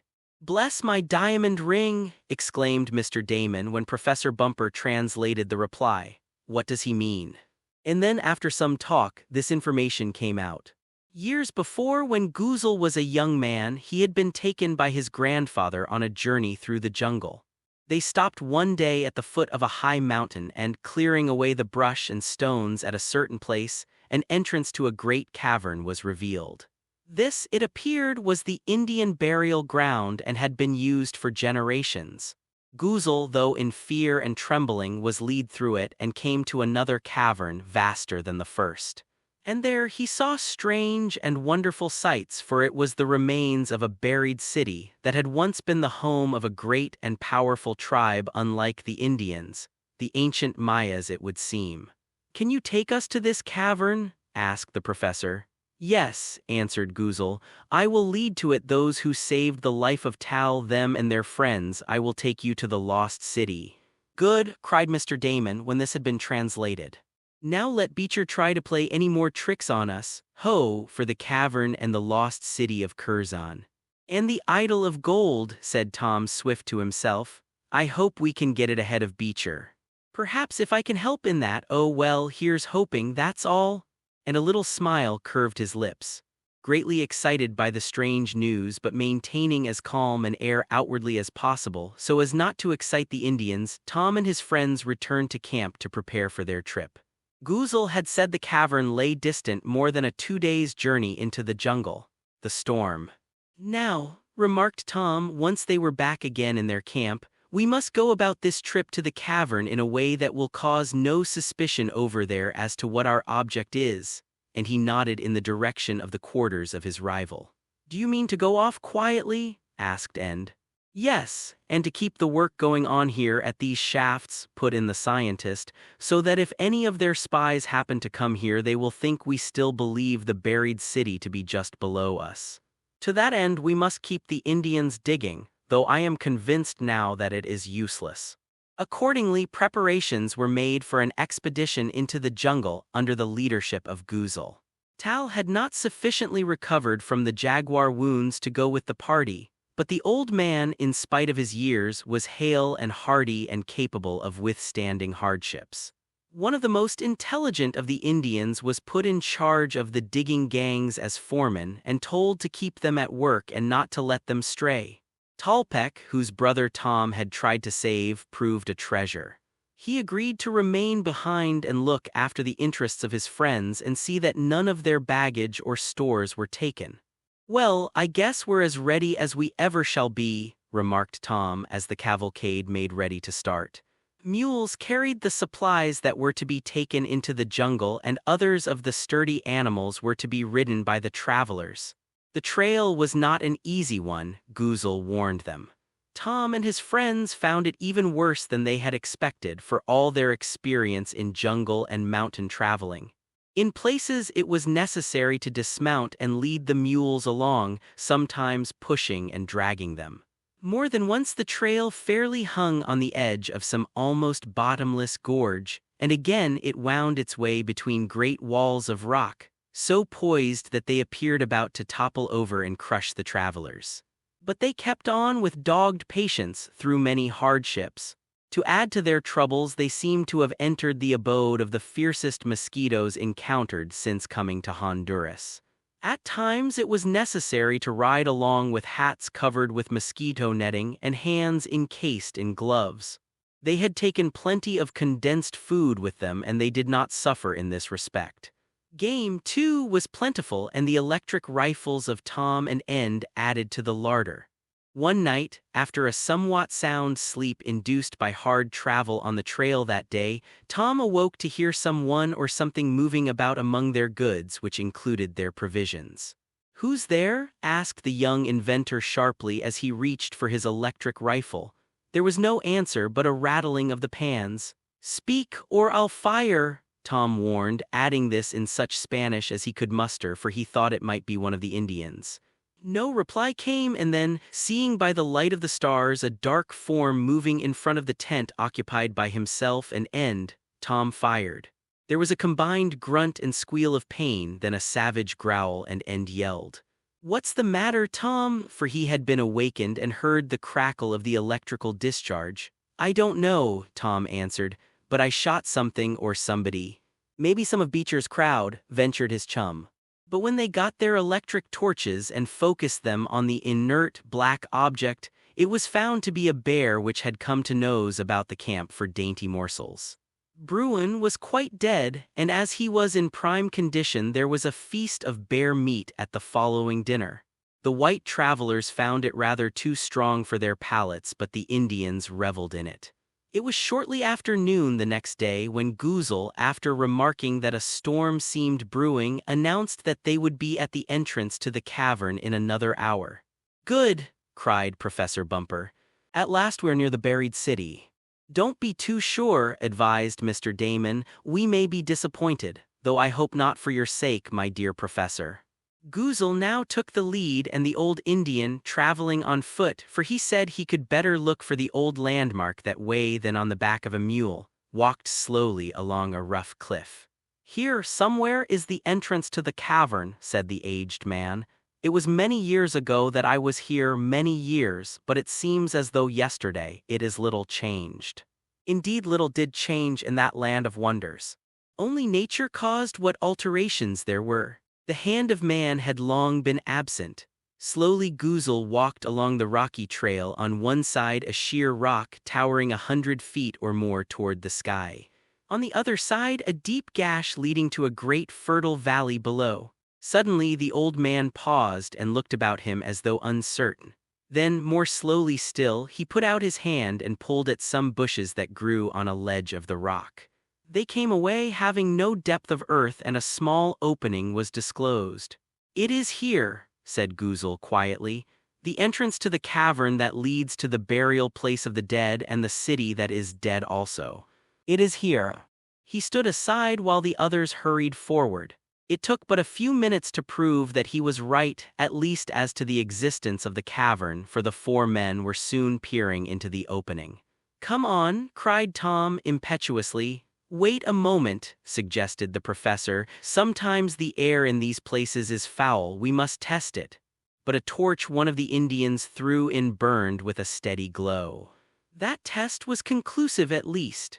They made ready to enter. Torches of a light bark that glowed with a steady flame and little smoke had been provided, as well as a good supply of electric dry battery lamps, and the way into the cavern was thus well lighted. At first the Indians were afraid to enter, but a word or two from Goozle reassured them, and they followed Professor Bumper, Tom, and the others into the cavern. For several hundred feet there was nothing remarkable about the cave.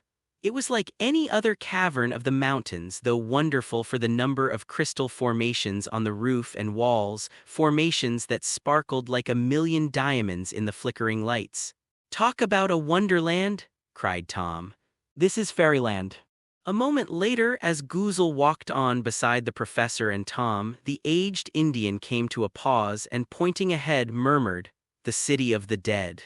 They saw the niches cut in the rock walls, niches that held the countless bones of those who had died many, many years before. It was a vast Indian grave, doubtless a wealth of material of historic interest here, said Professor Bumper, flashing his torch on the skeletons. "But it will keep. Where is the city you spoke of, Goozle?" "Farther on center. Follow me." Past the stone graves they went deeper and deeper into the great cave. Their footsteps echoed and re-echoed. Suddenly Tom, who with End had gone a little ahead, came to a sudden halt and said, "Well, this may be a burial place sure enough, but I think I see something alive all right, if it isn't a ghost." He pointed ahead. Surely those were lights flickering and moving about, and yes, there were men carrying them. The Bumper party came to a surprised halt. The other lights advanced, and then, to the great astonishment of Professor Bumper and his friends, there confronted them in the cave several scientists of Professor Beecher's party and a score or more of Indians. Professor Hylop, who was known to Professor Bumper, stepped forward and asked sharply, "What are you doing here?"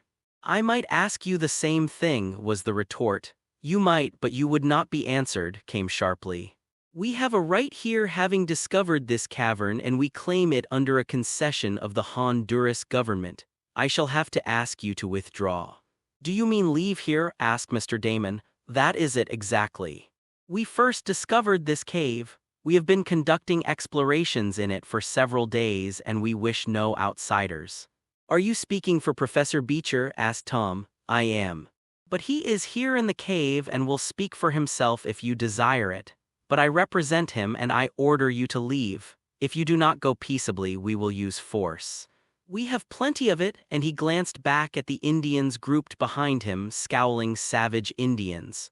"We have no wish to intrude," observed Professor Bumper, "and I fully recognize the right of prior discovery. But one member of our party, he did not say which one, was in this cave many years ago. He led us to it." "Ours is a government concession," exclaimed Professor Hylop harshly. "We want no intruders. Go," and he pointed toward the direction whence Tom's party had come. "Drive them out," he ordered the Indians in Spanish, and with muttered threats the dark-skinned men advanced toward Tom and the others. "You need not use force," said Professor Bumper. He and Professor Hylop had quarreled bitterly years before on some scientific matter, and the matter was afterward found to be wrong. Perhaps this made him vindictive. Tom stepped forward and started to protest, but Professor Bumper interposed. "I guess there is no help for it but to go. It seems to be theirs by right of discovery and government concession," he said, in disappointed tone. "Come, friends," and dejectedly they retraced their steps. Followed by the threatening Indians, the Bumper party made its way back to the entrance. They had hoped for great things, but if the cavern gave access to the buried city, the ancient city of Curzon, on the chief altar of which stood the golden idol, Quetzal, it looked as though they were never to enter it. "We'll have to get our Indians and drive those fellows out," declared Tom. I'm not going to be beaten this way and by Beecher. It is galling, declared Professor Bumper. Still he has right on his side and I must give in to priority as I would expect him to. It is the unwritten law.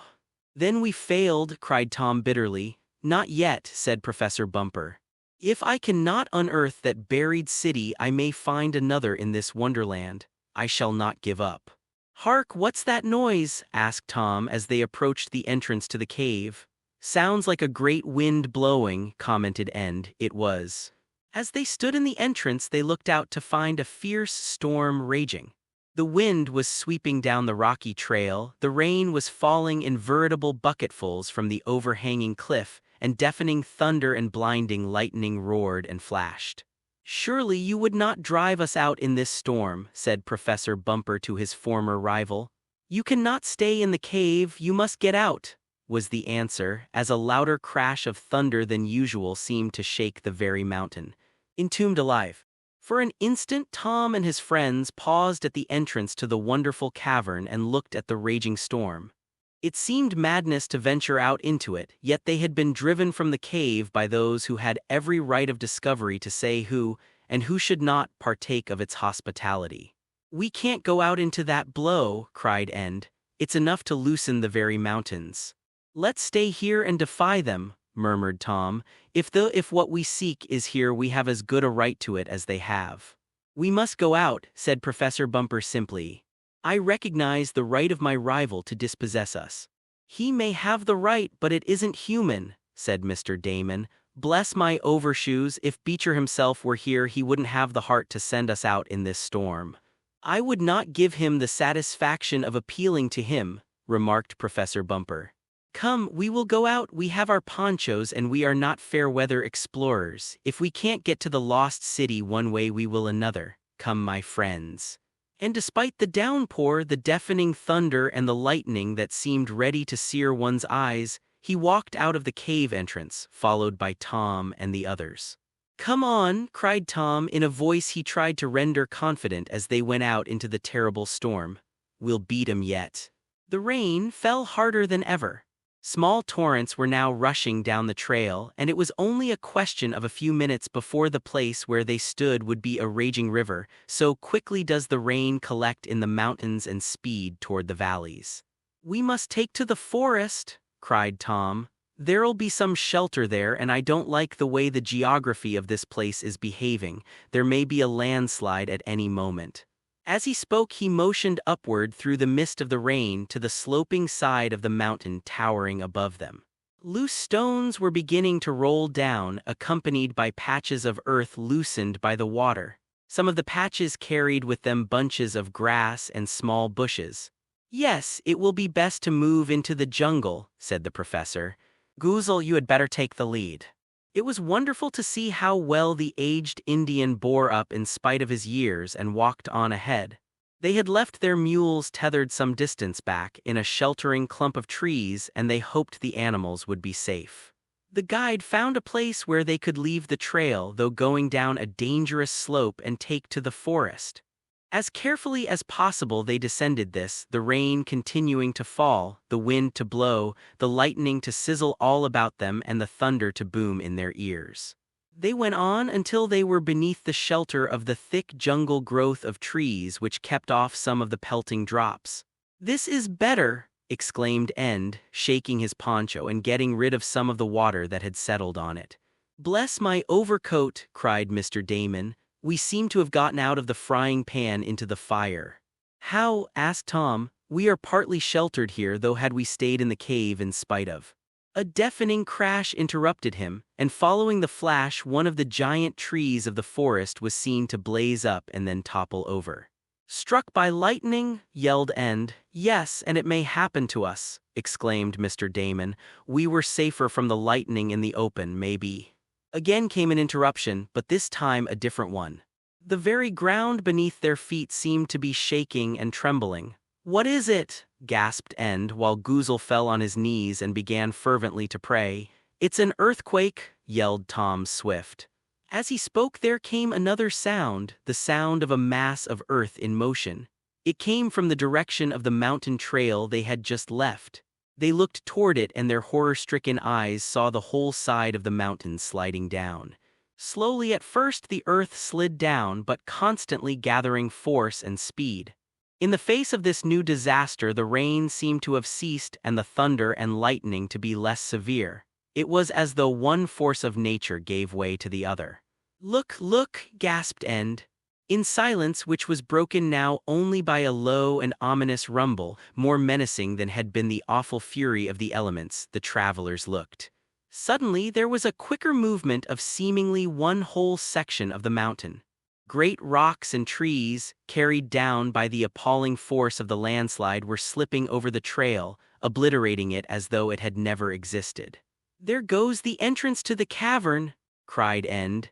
And as the others looked to where he pointed, they saw the hole in the side of the mountain, the mouth of the cave that led to the lost city of Curzon, completely covered by thousands of tons of earth and stones. "That's the end of them!" exclaimed Tom as the rumble of the earthquake died away. End stopped, his eyes staring. "Of Professor Beecher's party. They're entombed alive." The revolving stone.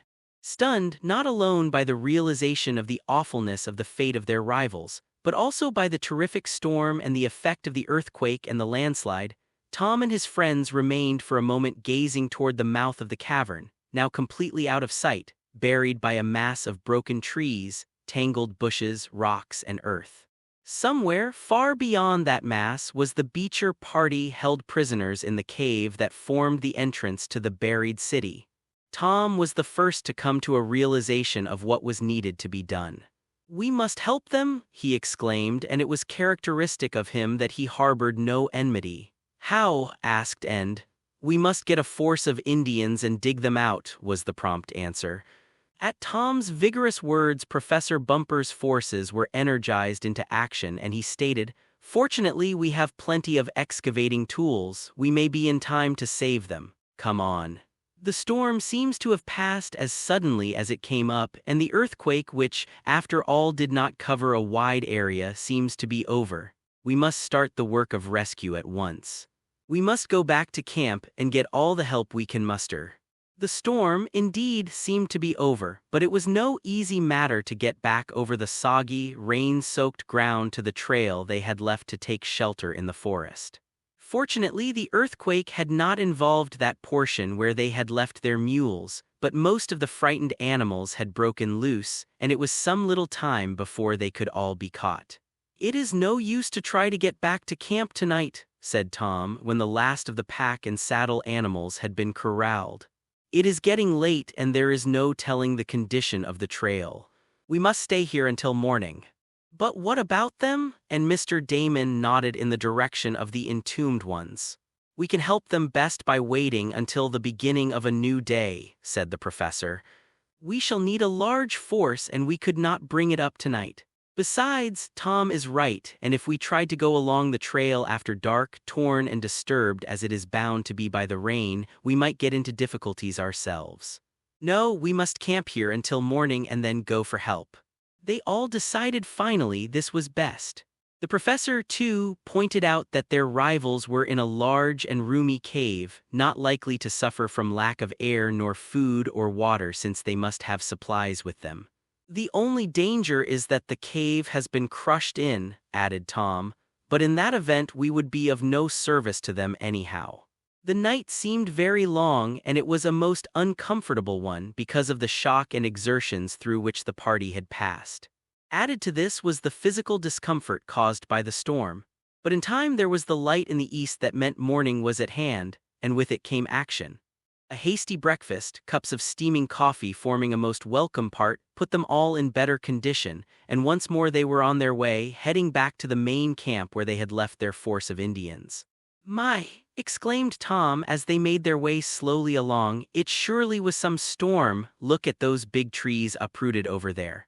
They're almost as big as the giant redwoods of California, and yet they were bowled over as if they were 10-pins. "I wonder if the wind did it or the earthquake," ventured Mr. Damon. "No wind could do that," declared End. "It must have been the landslide caused by the earthquake." "The wind could do it if the ground was made soft by the rain, and that was probably what did it," suggested Tom. "There is no harm in settling the point," commented Professor Bumper. "It is not far off our trail and will take only a few minutes to go over to the trees. I should like to get some photographs to accompany an article that perhaps I shall write on the effects of sudden and severe tropical storms. We will go to look at the overturned trees and then we'll hurry on to camp to get the rescue party." The uprooted trees lay on one side of the mountain trail, perhaps a mile from the mouth of the cave which had been covered over, entombing the Beecher party. Leaving the mules in charge of one of the Indians, Professor Bumper and his friends, accompanied by Goozle, approached the fallen trees. As they neared them, they saw that in falling the trees had lifted with their roots a large mass of earth and embedded rocks that had clung to the twisted and gnarled fibers. This mass was as large as a house. "Look at the hole left when the roots pulled out," cried End. "Why, it's like the crater of a small volcano," he added, and as they stood on the edge of it looking curiously at the hole made, the others agreed with Tom's chum. Professor Bumper was looking about, trying to ascertain if there were any evidences of the earthquake in the vicinity, when Tom, who had cautiously gone a little way down into the excavation caused by the fallen trees, uttered a cry of surprise. "Look," he shouted, "isn't that some sort of tunnel or underground passage?" And he pointed to a square opening, perhaps 7 feet high and nearly as broad, which extended, no one knew where, downward and onward from the side of the hole made by the uprooting of the trees.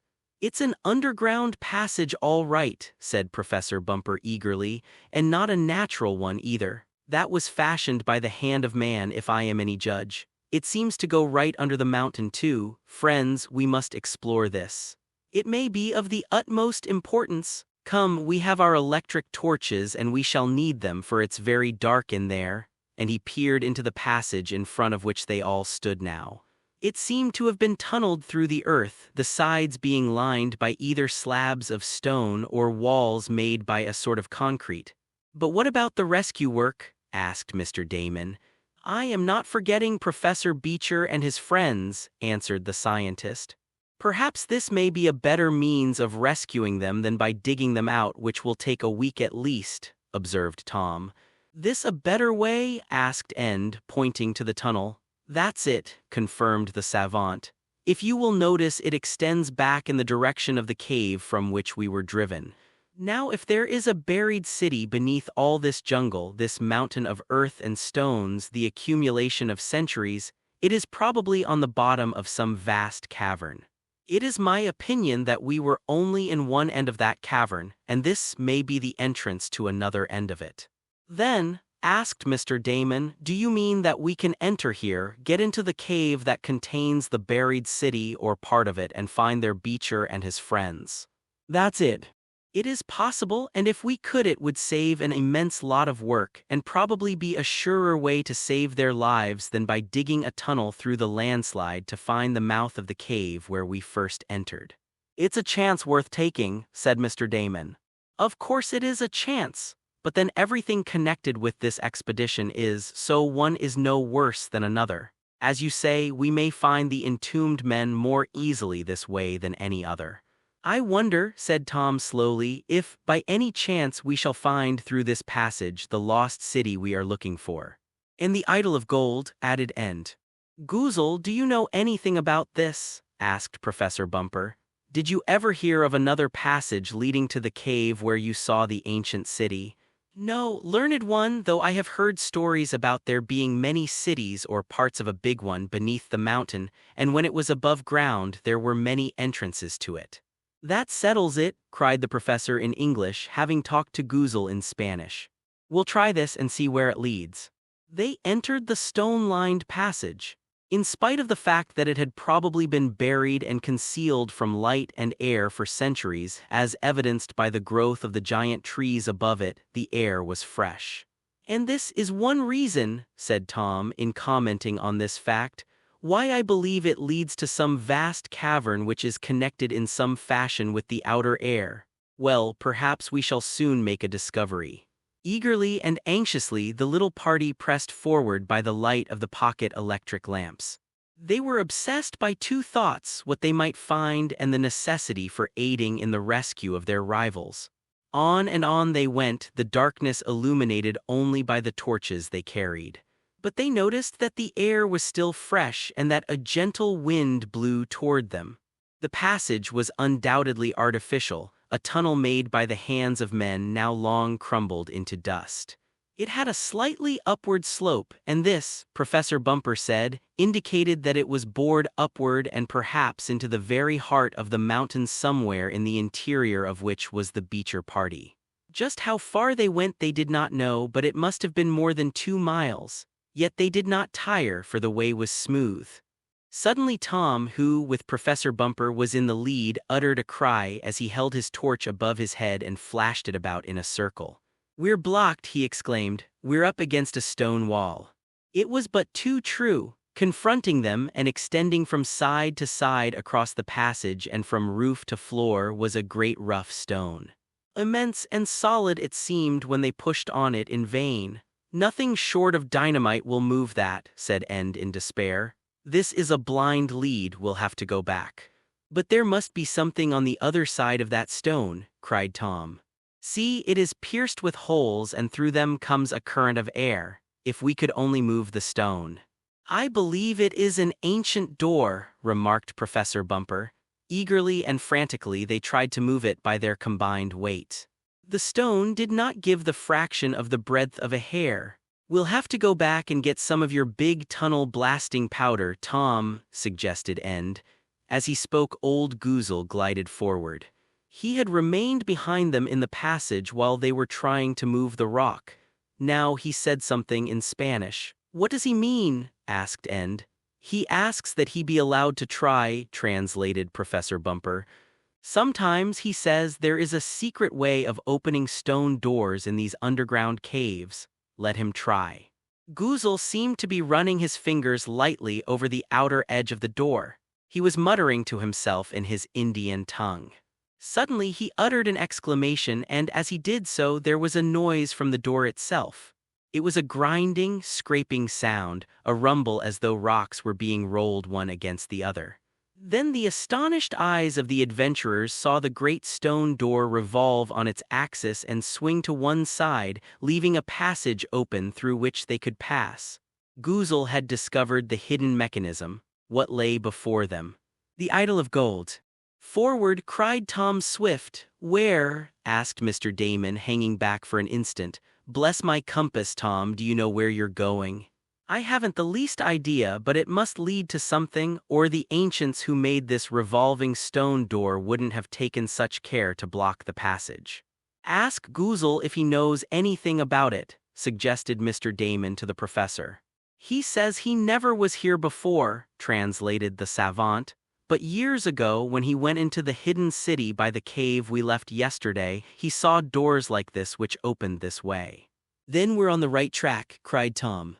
"If this is the same kind of door, it must lead to the same place. Ho for Curzon and the idol of gold." As they passed through the stone door, Tom and Professor Bumper tried to get some idea of the mechanism by which it worked.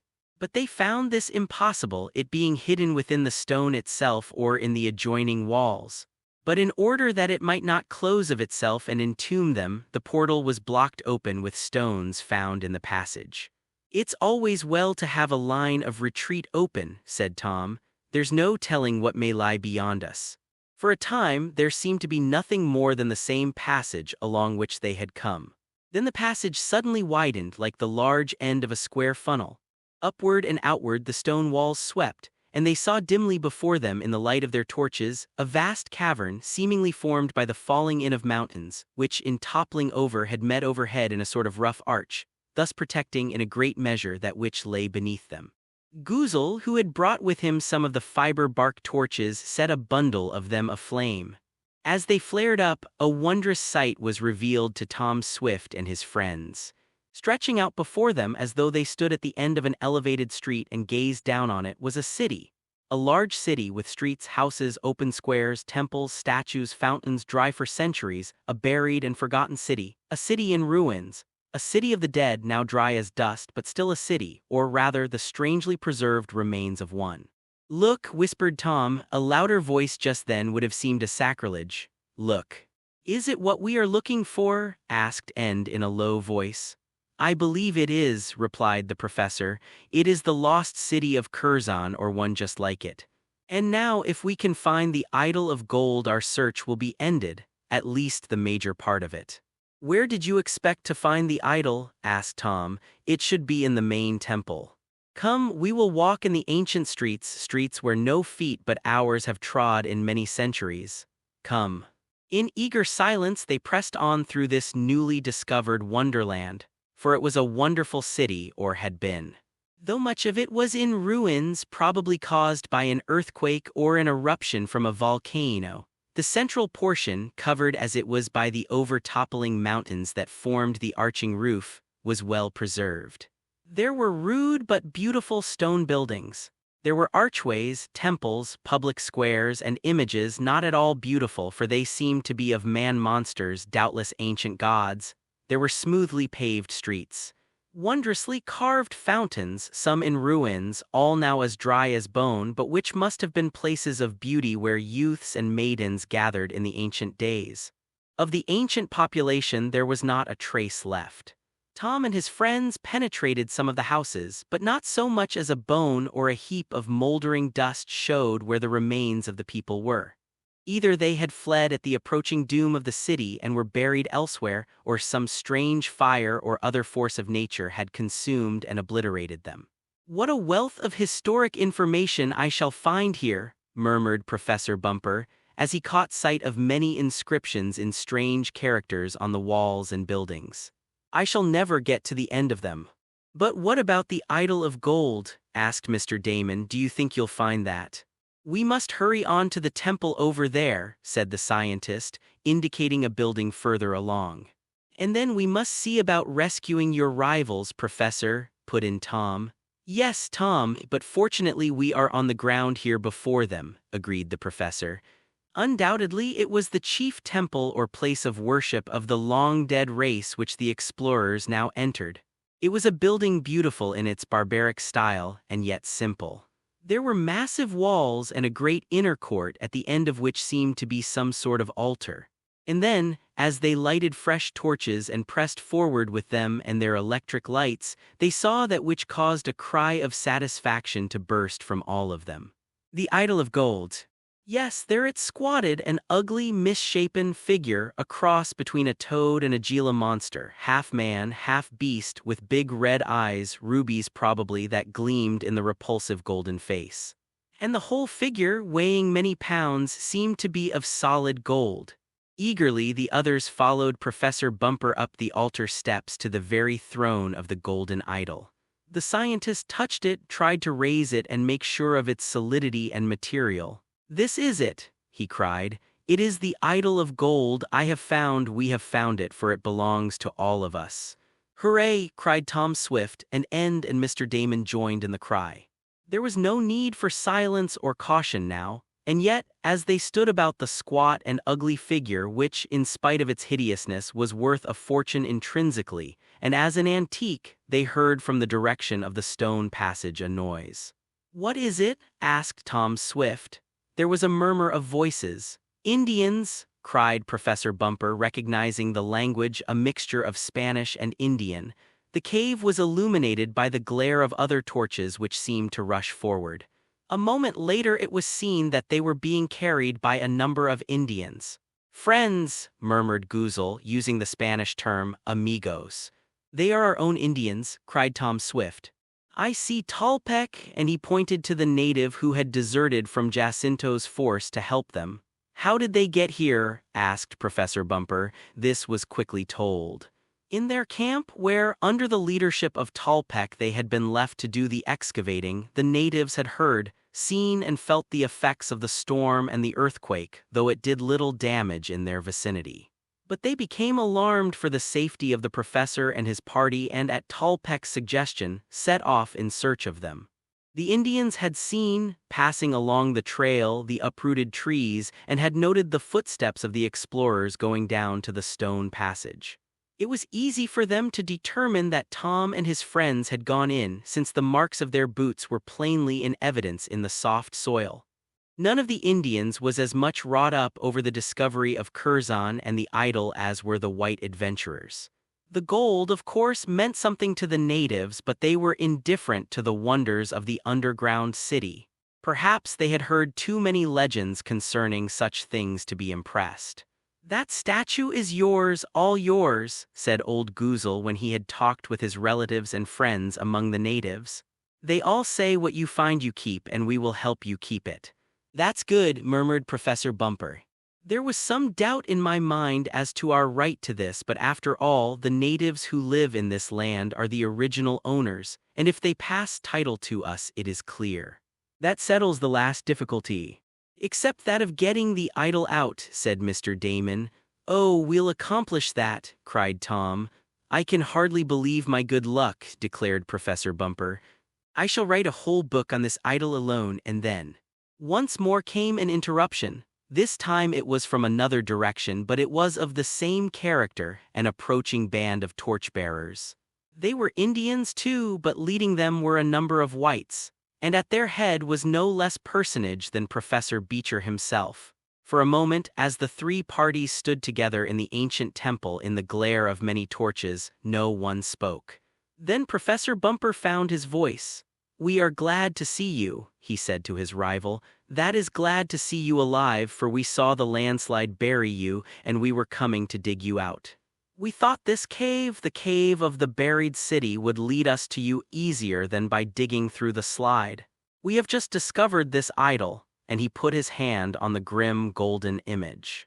"Oh, you have discovered it, have you?" asked Professor Beecher, and his voice was bitter.